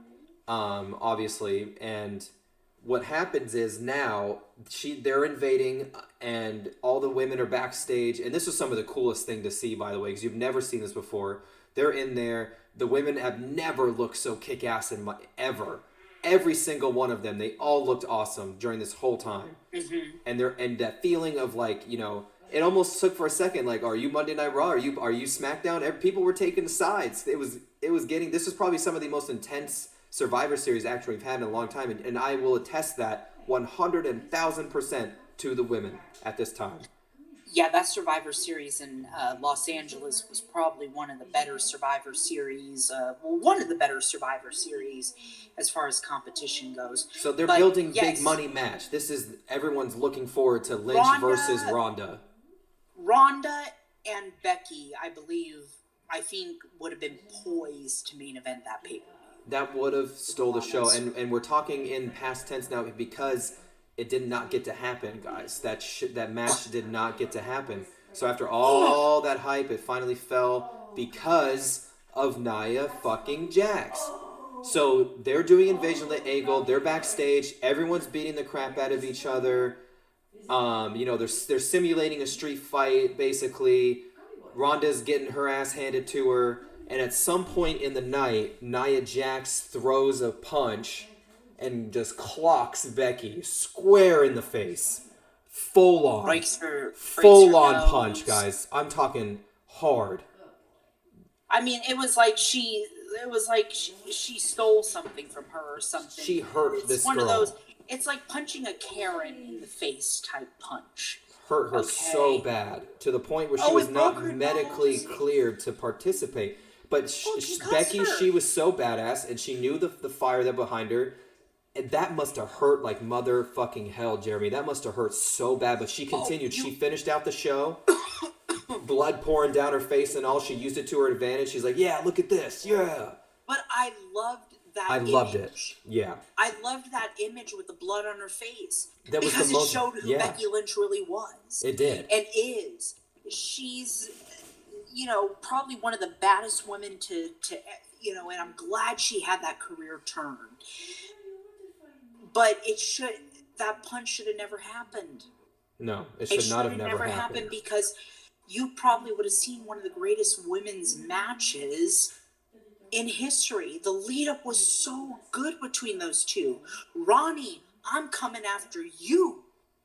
She was Becky so was coming after her man. so bad. She was calling her weirdos, calling her a little weirdo. She said, she was calling her a weirdo, and they were really getting in each other's face. I think that was great. It was good content, yeah. But lo and behold, Nia Jax just has to screw it up for everybody. And now Becky's out. Mm-hmm. They choose a replacement, which is, of course, who else? Fix My Toilet, Charlotte Flair. Okay. So Charlotte Flair now is the replacement. And not saying they had a bad match. No, it was good. But it's just like all this hype. For nothing. This lead up. Boom. And also, all this hype and all this lead up, guys, it never also fully came to fruition, because eventually what happened is we lead to the triple threat at WrestleMania the next year. We'll get to that. Right, but we lead to that. But the problem is that we never, ever once again saw Becky and Ronda ever, I should say, squash that. They never had that one-on-one. They never got that opportunity. No. And then, honestly, the main event at Mania, because of the ending, it was very lackluster. you know. Well, I mean, if we can back up a little bit, Yeah, no, I know. Yeah, we uh, can. to you know, you go to TLC, which is tables, ladders, and chairs. Asuka wins the women's title because Ronda Rousey threw both Charlotte Flair and Becky Lynch off the ladder, and Asuka takes the win for that one. But the lead up to the main event of WrestleMania, uh, Because Becky dropped the title there, right? Becky Lynch. Well, hold on. So yeah, Becky dropped the title at TLC. Yeah. But then we get to the Royal Rumble of 2019. Becky Lynch had a match at the beginning with Asuka, and they had a pretty solid match. She ends up losing. Yeah, she lost the match to Becky Asuka. Yeah. And Lana. So we have the second women's Royal Rumble match In history Lana, is what he means. The second one ever. Yeah. Right. Lana comes out. She's hurt with a knee injury. It's fake. Yeah. Of course. And all of a sudden, you see Becky Lynch come out. Becky Lynch enters herself into the Royal Rumble, which the crowd went absolutely bananas for. And it was interesting too because the Finlay was out there. Finlay was out there. Yeah. And he's talking, and then Becky comes up right behind him, and it was just like hey, you want to be in it? You want to be in it? Okay, go ahead, right ahead. Well, she was begging to be in Yeah. it. She was like, look, all these people are behind me. Look at it, and you can see the footage too. Look, I'm behind, I'm behind, these people are behind me, she's hurt, put me in. That's just and he's like, go ahead, if you want it, go ahead. And I mean, the people went crazy. And Lost their damn I think mind. it came down to either one of those two. I forgot who was the runner-up. Was it Nia Jax? It might have been. I don't remember. But Becky wins either way. But Becky wins the Royal Rumble. Great. She comes to Monday Night Raw and says, "I've been waiting for you, Ronnie." And this is where the WrestleMania main event would have been a main event. You know what I mean? She says, really wish if that was just it. I really wish that we just had Becky Ronda at Mania. I really wish. And that's what I was saying. I said you could build that Stone Cold moment. Yeah. Without Charlotte. You could have done it totally with that. And like I said, no disrespect. They missed that opportunity there. But what it does is that it does a lot of damage in the process. Well, because you guys, if you guys remember back in the day, the Rock and Hogan at Mania, and that moment that they created of just looking at each other and looking back at the crowd and looking at each other is because they spent all that time building Hulk versus Rock. They built all that time. And then they did the same thing this time with Becky and Charlotte, or Becky and Ronda. They built this whole thing. And that could have happened at Mania. They really could have. That could have happened. They could have had that moment too. But instead, they inserted Charlotte into this as well. The damage that was done because of that. They ruined it. I think Vince and creative were like, well, we can't have a WrestleMania main event without Charlotte Flair. Without Charlotte. Tough bananas. Okay, that's what I would say. Tough bananas. We can build on these two alone and still make a lot of money. Yeah. You know what I mean? So what happens is that now they insert, I guess they put a suspension angle in there where Vince McMahon was like, Becky Lynch, you're suspended for 30 days. We need a new, we need the WrestleMania main event. Here's Charlotte Flair. And boy, were people upset. Yeah. That was one of the most disliked videos on YouTube on the WWE's channel, period. People did not like that shit, no. People didn't like it. And then, Becky does Stone Cold moments. And this is where the persona now changes, where she is the man. She starts calling herself the man. The t-shirt, her outfit changes. And she's just playing that, honestly, the badass character really well. She's doing really well with that. It's very stone cold. But the thing is, My guys, favorite moment is when all three of them got arrested backstage. So they, and I can break this segment down. They go, I think they're in DC. They're using rookie police officers, like cadets or something like that. None of them, it was really funny because it was blatantly obvious that none of them had weapons, because you can tell that they got to the arena and they're like, oh, you can't bring your weapons in here. So they took them out. But all of the straps to the holsters were all just hanging off. And it looked really funny. So they go out there and they arrest everyone and they bring them backstage, and they put Charlotte and Rhonda in the back of the car. Or was it Becky and Rhonda in the back of the car? The police car. And the one of the police windows gets broken out. It was Becky and Yeah, Rhonda. they're both in handcuffs here. They're both in handcuffs. Ronda Rousey's in handcuffs. Becky Lynch is in handcuffs. They're in the back of the police car. They starts kicking each other. They break a police window. Fucking, and this is and Rhonda's like leaning out the window. She takes a knee off the fucking face, and you could tell like, oh, I wasn't expecting that shit. Like, it was just this crazy ass segment that was building up. And I remember them yelling, "That's the main event of WrestleMania, getting taken away in handcuffs." And I remember you do. I remember you posting something that just had me in stitches, like the police academy, the police cadets, or something. Yeah, the police academy showed up. Yeah, and I couldn't help but to just scream laughing. But I think we forgot one integral part. So Charlotte wins the SmackDown Women's title against Asuka, which hence makes the WrestleMania main event a winner-take-all match. Yeah, we're building to double championships, essentially. We're building to double title goal, which, okay, whatever. But, yeah, the lead-up, probably the last WrestleMania, that's what we're talking about, the last Raw before WrestleMania.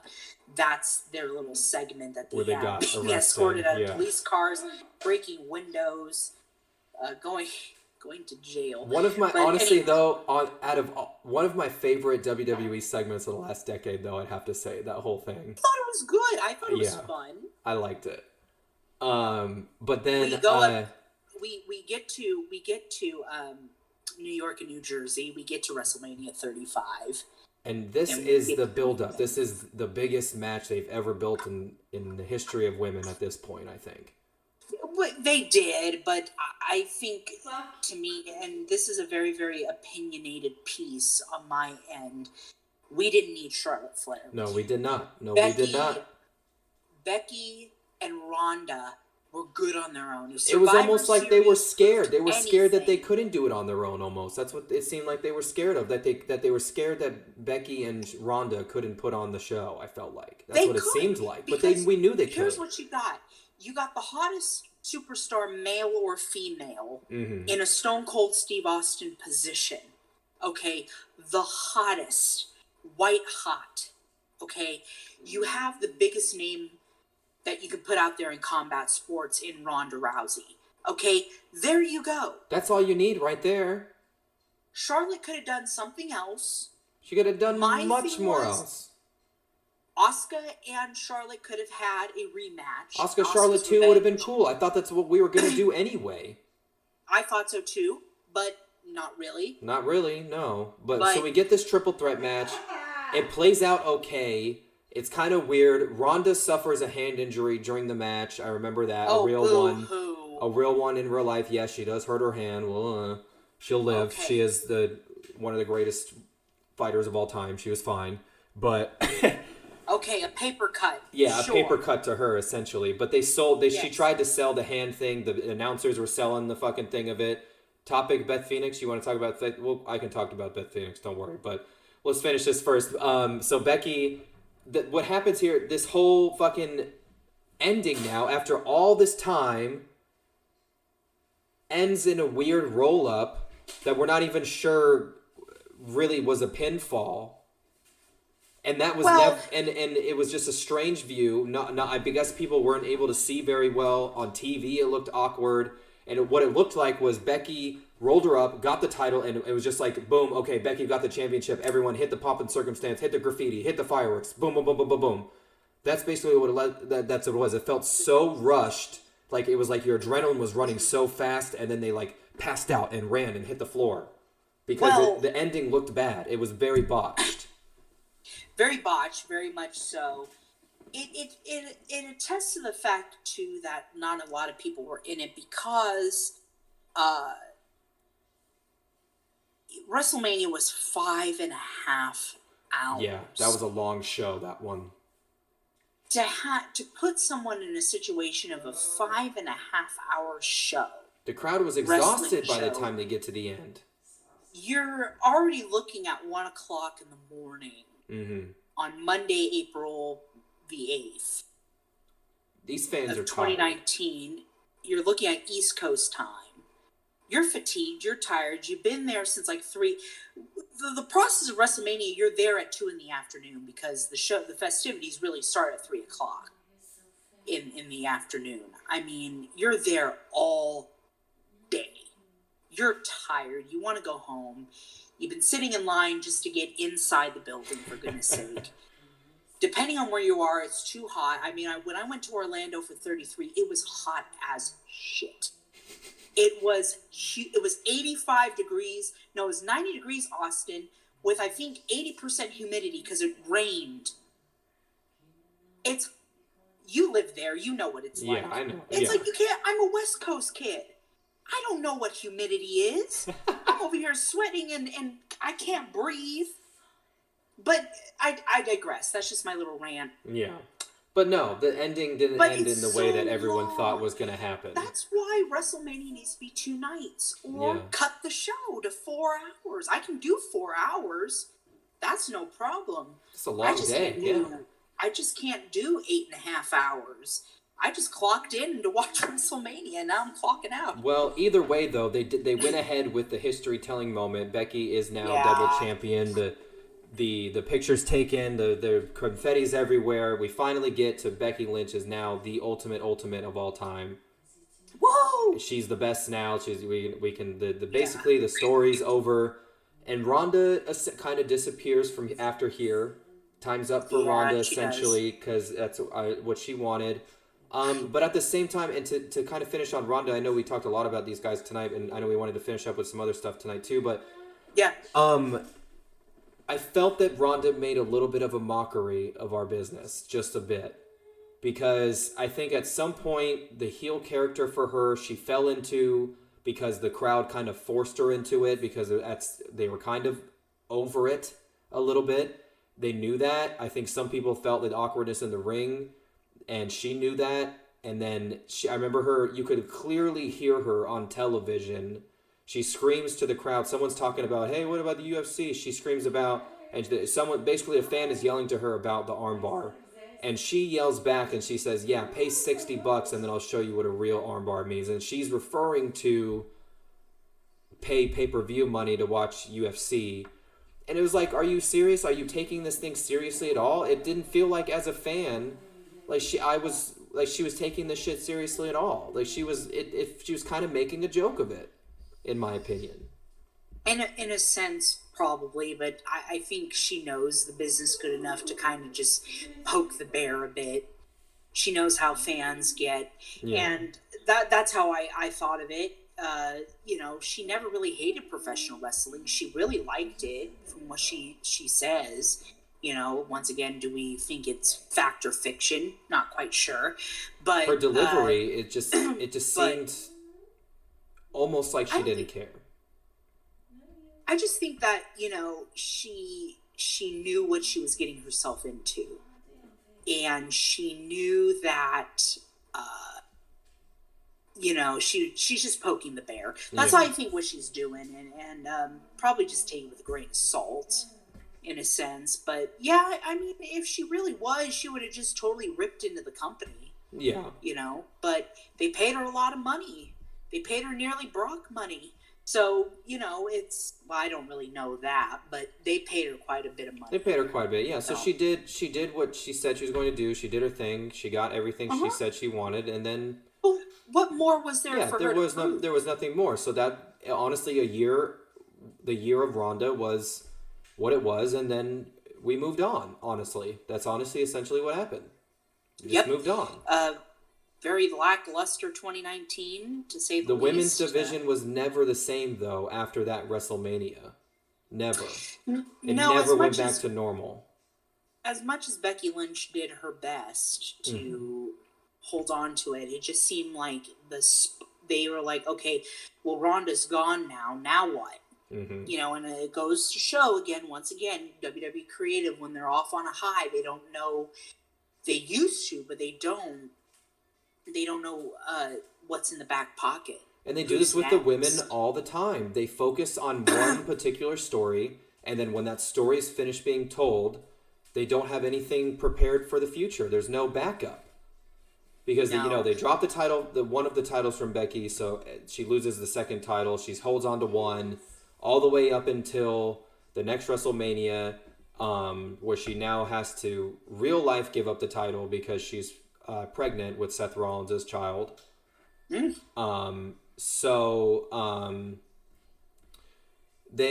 but that whole year it's just weird. There was no, storytelling really. There wasn't any. It was just really lackluster. There wasn't anything, because they just spent the last couple years so invested in it. It was like you could kind of tell they were taking a break, but at the same time, you can't just take a break because you guys are the ones that say that your business never stops. That it's a year-round thing, that it keeps going and going and going, and the story never stops. I just feel that they weren't really prepared for that kind of thing. So I think after Ronda left, they just kind of said, "Well, forget it.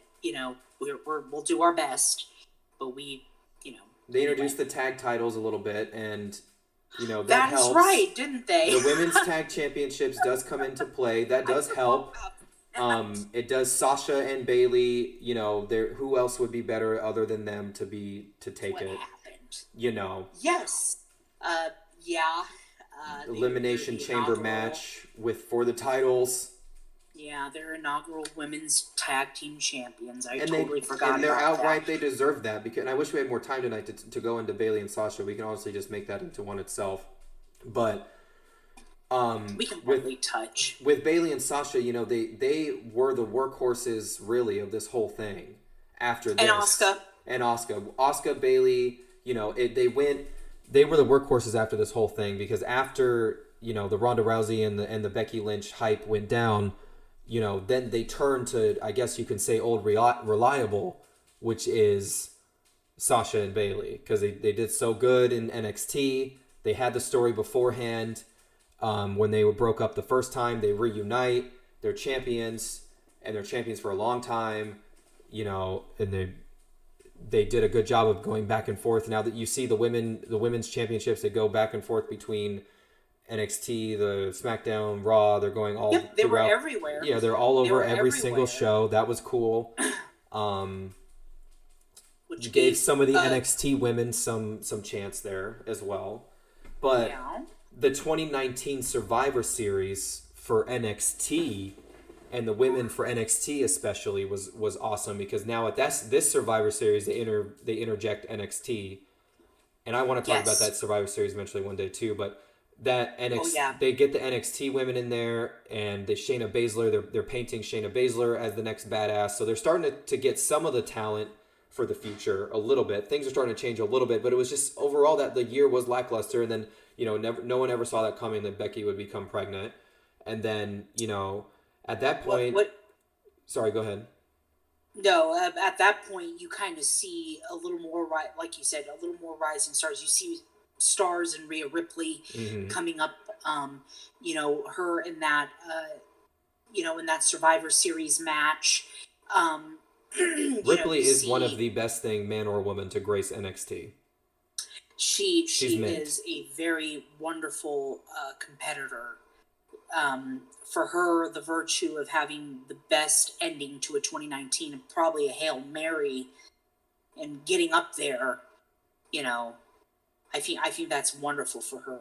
She came out strong out of 2019, and she's hot. She was red hot as well. Kind of the same hype that Becky had. Ripley had the same hype at NXT.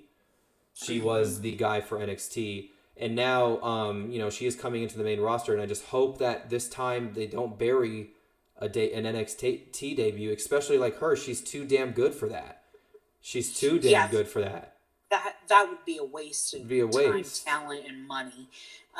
If you do that, I mean, they need to learn their lesson quick and efficiently, because when Keith Lee came, he came with such hype, but all of a sudden you see a whole different person that they're trying to repackage, which is not really a good thing, in my opinion. But we'll talk about that. We're on the women, but yeah, Rhea Ripley was actually the biggest star that really came out of 2019 as far as women, male or female, probably. Well, I wouldn't say male because Keith Lee falls into that category too. But Rhea Ripley, she becomes NXT Women's Champion. And she goes into the Royal Rumble the next, in 2020. The last time we had a big crowd together at a pay-per-view, and she proved herself pretty well. But the virtue is that she's the first NXT superstar to actually become a competitor at WrestleMania. She's the first woman to defend the NXT championship of any kind at a WrestleMania. Not only did Rhea Ripley, I know we're kind of skipping, but I think she's very important to 2020. She got everyone's attention. She gets Charlotte, who was the 2020 Women's Royal Rumble winner, to pick her as as the champion to go into WrestleMania. And not only that, even though the circumstances are so sad that she was preparing to be in front of 78,000 people, they stole the show night 2 of WrestleMania. They did. So I kind of have to give it to her because she's a wonderful woman. And at this time, the pandemic hits, and oh boy, they stole a show for a crowd that wasn't there, but at the same time, had they been, it would have still been equally as good, not better. But they did good. They did good. And it was interesting, too, because a lot of people were disappointed. They're like, oh, this is a waste of the Royal Rumble. It's a waste of Charlotte. But I didn't see it like that, because I saw it as, this is, like you said, the opportunity for her to showcase NXT, to showcase herself on a huge stage, regardless if, the fans were there or not. She still put her stamp in the wrestling books that she did that. And that's a lot there, too. And the only current NXT superstar, and I mean current, still on the NXT roster to compete at WrestleMania. No one can take that from her. And so going at this point now, late 19, going into 2020, this is where creative for women starts to really, really, really fall apart. And then, we get the Money in the Bank match with the women again for the pandemic Money in the Bank at Titan Towers, where they're climbing the towers. And Asuka wins Money in the Bank. Yay! And that was interesting because they turned the Money in the Bank match now into the story, like a cinematography match at Money in the Bank. Yeah. For both the men and the women. They're climbing all throughout the corporate towers, literally like fighting through offices and shit. So that was interesting. They had to do some kind of entertainment with Money in the Bank. That was interesting. That was very outside the box what they did there. Well, you had to be because they had to couldn't really do a ladder match at that time. No.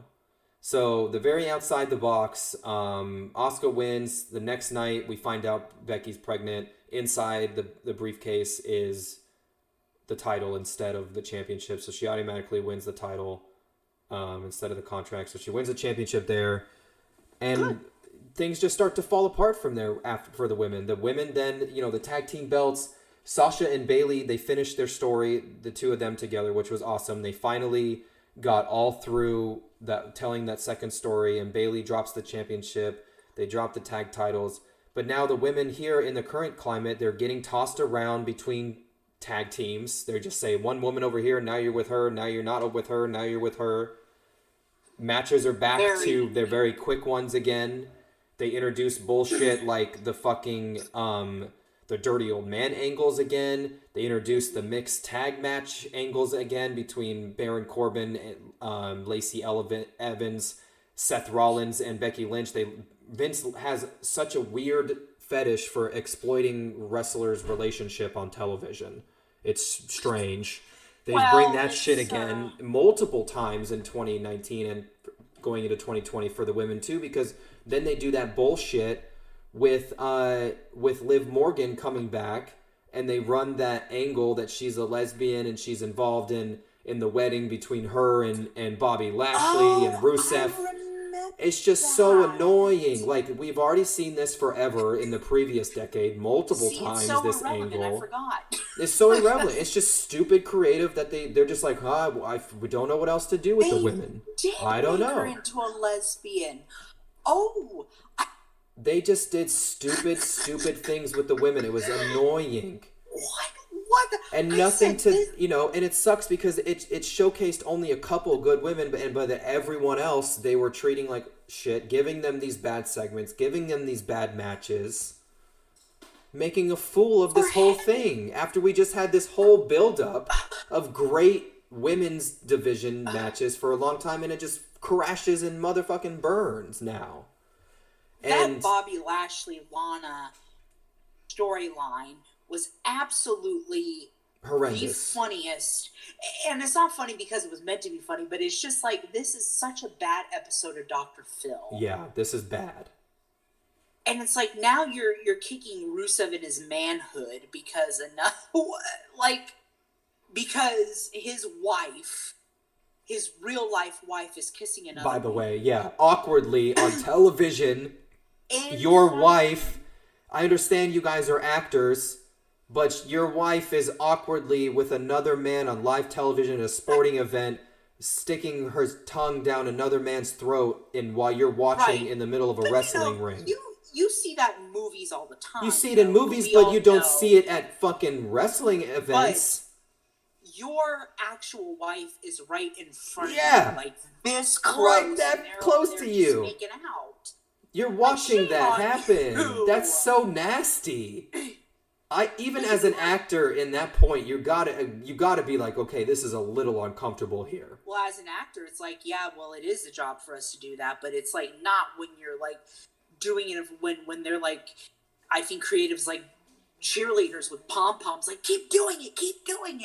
That's so uncomfortable, That's like it seemed like it was so personal, and it took a shot at him, personally. It did, and I don't know how else to justify that segment. It's just so it's not difficult. Justifiable at all. But I mean, yuck. Captain wants to talk Beth Phoenix real quick, so we can explore Beth Phoenix. Beth Phoenix is married to Edge in real life. Now she's a commentator on NXT. Oh, yes. She doesn't attend the show live. They do it over video or voice call, I guess you could say. She calls into the show, and understandably so. She's a mother. She has children. She has a family. Edge is at home. They got things to do. The pandemic, whatnot. But Beth, honestly, she was the dominance of most of the early Ruthless Aggression era going into late 26's era, and then they put her in some comedy angles here and there, but overall she was painted as she is the glamazon, that she was the strongest, that she was unbeatable, that she was one of the better women. She looked physically more fit than all the other women, especially as well. She was much taller in stature as well than the other women. So they did a really good job with Beth Phoenix, and her career was cut a little short. And then she had a resurgence. She came back. She was involved a lot with that Revolution as well. She took a nasty bump to the back of the head a little while in her second resurgence. That I remember because she turned her head and the back of her head was just red because she's got very long blonde hair. And then she turned around and the back of her head was just crimson. She took a nasty bump, so that hurt too. And after that, she just the second wind of Beth Phoenix kind of had to die out a little bit, unfortunately. Well, I don't think it was really much of a second run. I think it was more as of I'm here. Yeah. I'm gonna do some work. I think it was at a Royal Rumble. I think I can remember because I remember seeing that too. I said, her hair was never red when it came out.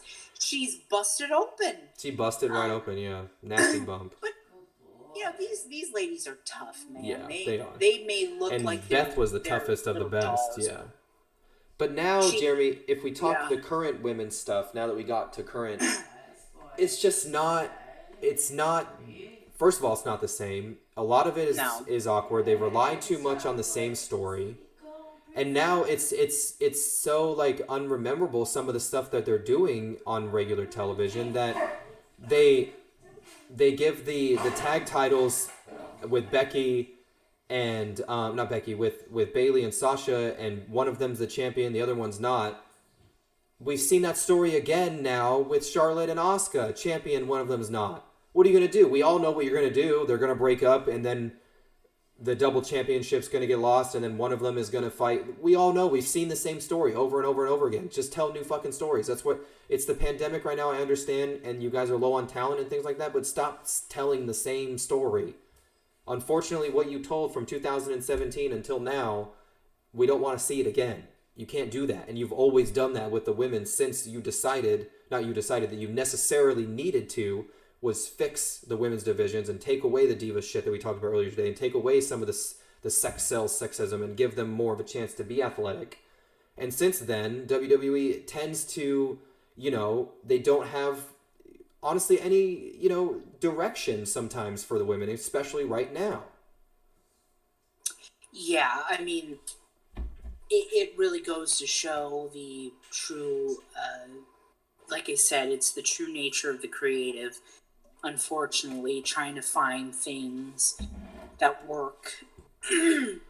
Not all the time, and I know we always bash the creative, and not all the time are you going to produce good stories, but, because there are some that are going to hit, there's going to be some that really miss, and especially with the company that's been around as long as WWE has, there are times where you hit those slumps in creative. You can always have 2 good years of good television programming, but still at the same time, it's like what happens, to try to keep it fresh. And I think they've been failing miserably at that. Yeah, definitely. But the thing is, yeah, it's not the same. It's not the same.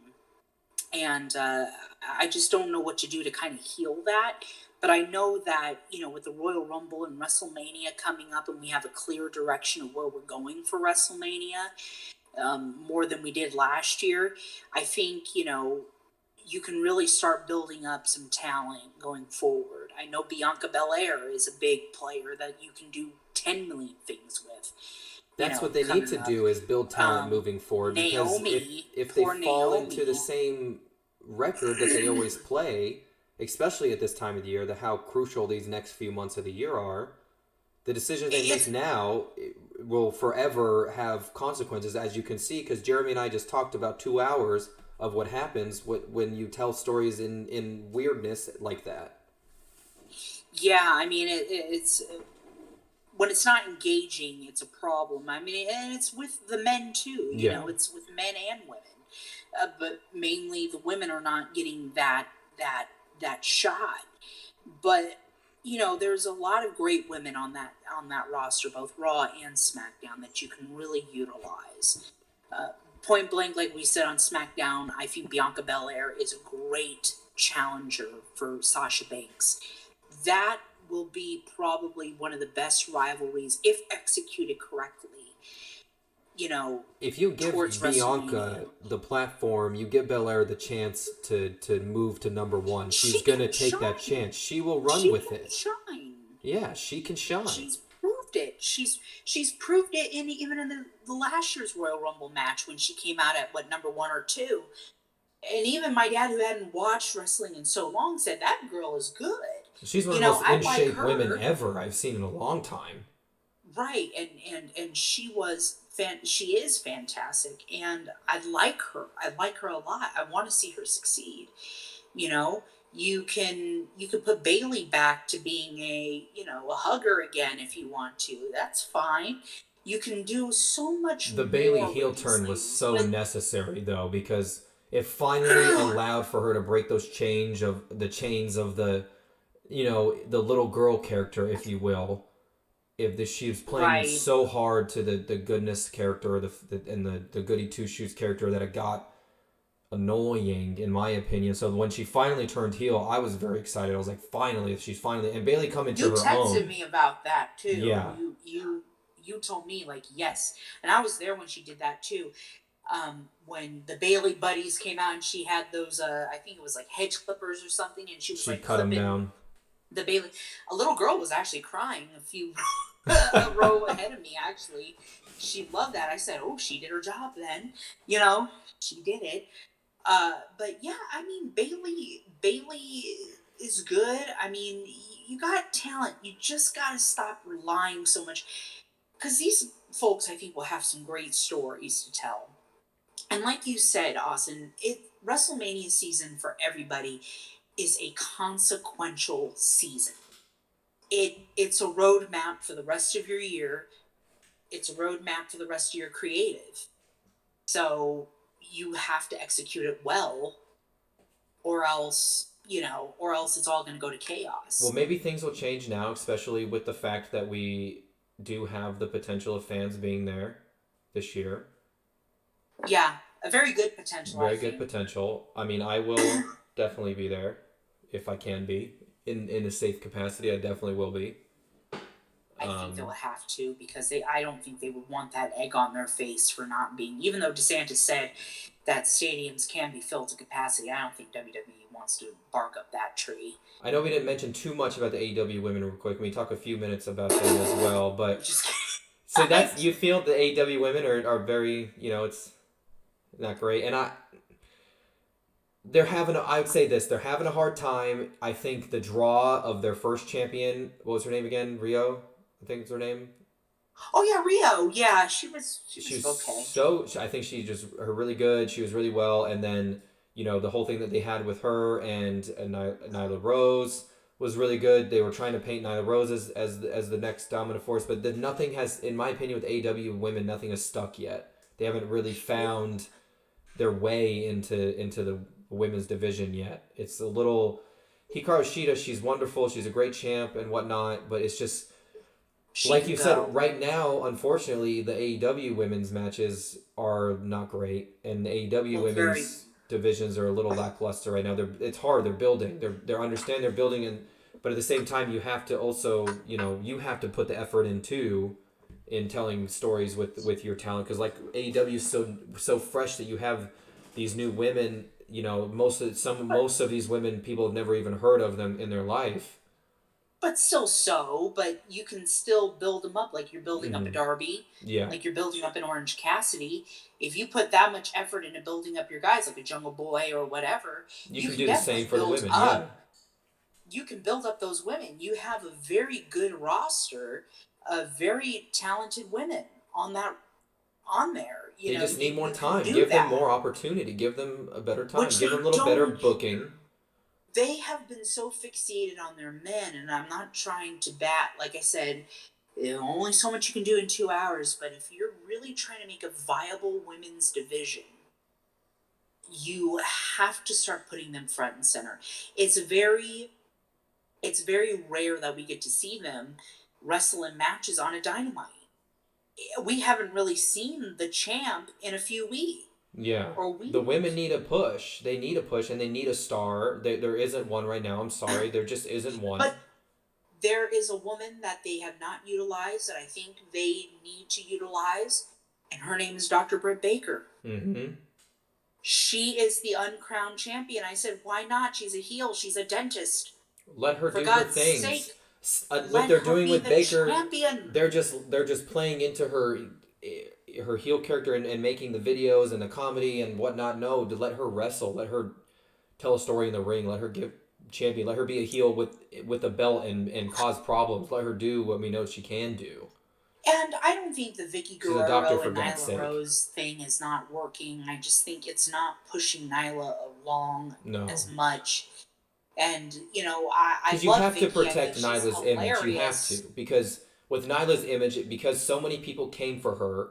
And so many people are trying to tear down her image because of her real life personal issues, which I'm not going to exploit here. But however, people came for her so much that they need to protect her image, and they're not doing that right now. They're not, they're not doing that at all. Nothing against Vicky Guerrero or nothing, but it's not giving Nyla Rose that image protection that she needs. It's just so much. that they have to build, still. But a viable women's division is going to take you a long way. Long way. And I think they need to really start getting on it quickly, because you don't want them to forget about your women's division. You have strong talent that's going to go to the wayside. And that's the thing. Sometimes it's forgettable. Honestly, sometimes I forget they even have a championship. Isn't that sad? And it shouldn't be like that, especially with a new company. But things can and should turn around for them very soon, because, like you said, you'll lose it quick if they don't. I mean, they got to get a challenger. It seems like, I think now AEW is hitting some little ruts in the road, which is fine. I mean, they're new. They're going to hit those ruts in the road. But, I mean, just bring it up. I mean, Hikaru Shida should be defending that title more than what she's been doing. She should be on TV a little more. She's a great talent. Dr. Britt Baker, get her back on TV. I know she's fighting Thunder Rosa at Beach Break in February, so that's one of those first matches, so good on her.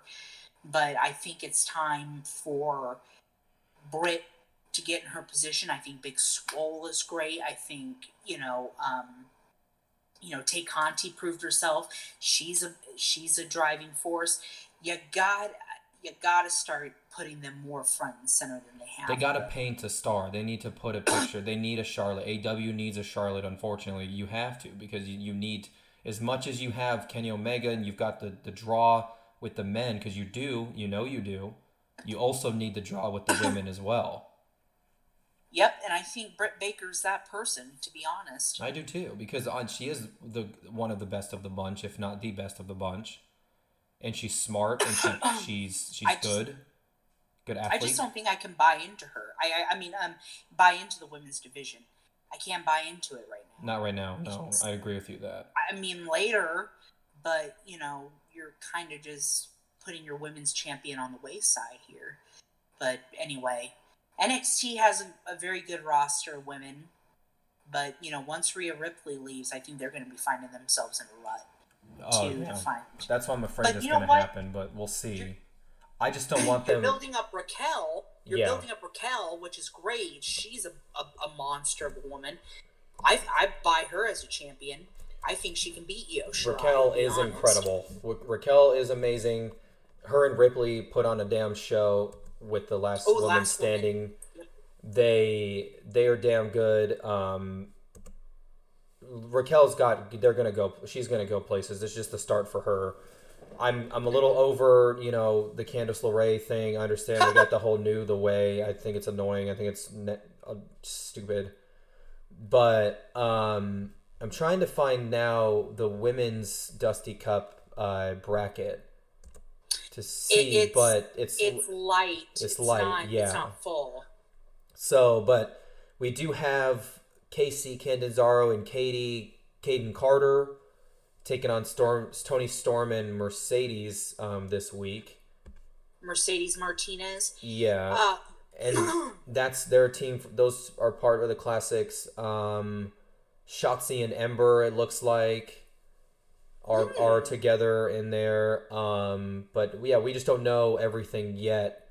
It's probably, it's going to be a lot of putting random people together. So definitely get used to seeing that. People that, putting women together just to, honestly, unfortunately, just to fill space, because the roster is a little bit thinner. Well, remember, the first Dusty Cup was like that. It was very random. It was very random. But yeah, Casey Catanzaro, I had forgotten about her. Mrs. Ricochet. Mrs. Ninja Warrior.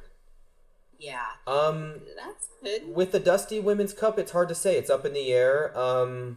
You don't know too much about it. Don't know too much about it. We can't really speculate on who we think would be like the most dominant at this point. We just really don't know much of the teams or anything. We don't really know, but it's a good chance to tell, to paint. This is the opportunity to paint women right now to build stars or a star, and especially if the end goal here is to give them a women's tag team championship match as the reward, as well as taking home Dusty's Cup. But hey, that's good to to face Charlotte and Asuka is a big notch under your belt, as it is.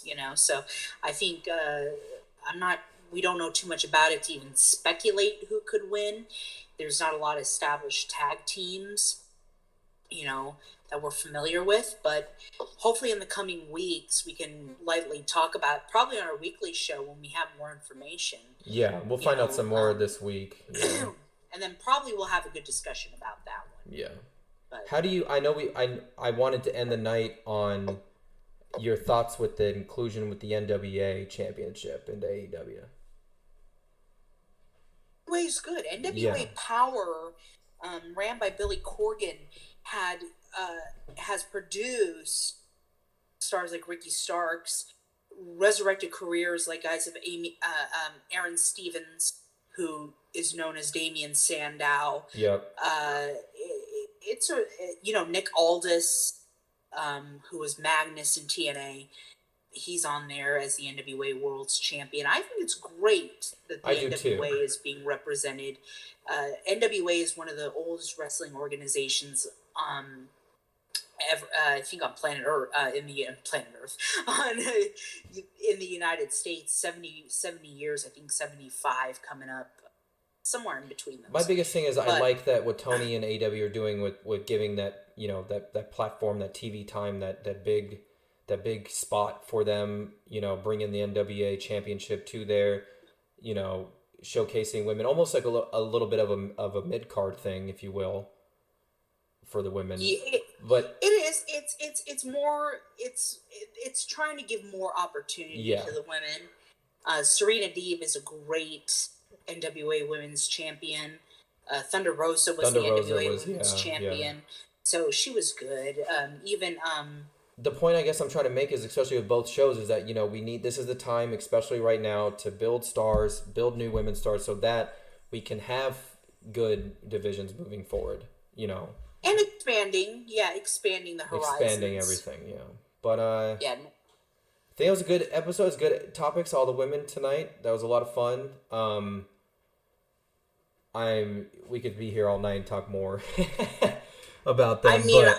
Hours, yeah, but definitely we got some good topics come out of here too that we'll focus on too. Rhea Ripley will do one. We'll do one on Sasha and Bailey, all kinds of stuff. So, yeah, I guess that's it that I have for tonight. All of our topics.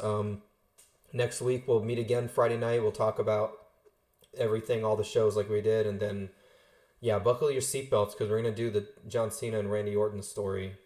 We might have to split that up over 2 hours. It just depends. We might have to split that up into 2 episodes. I mean, just depending on everything that we get through. Just depends. Possibly or start earlier, but I think when you talk about John Cena and Orton, you're talking 20 years worth of material. So it's he's not exaggerating either. 20 years.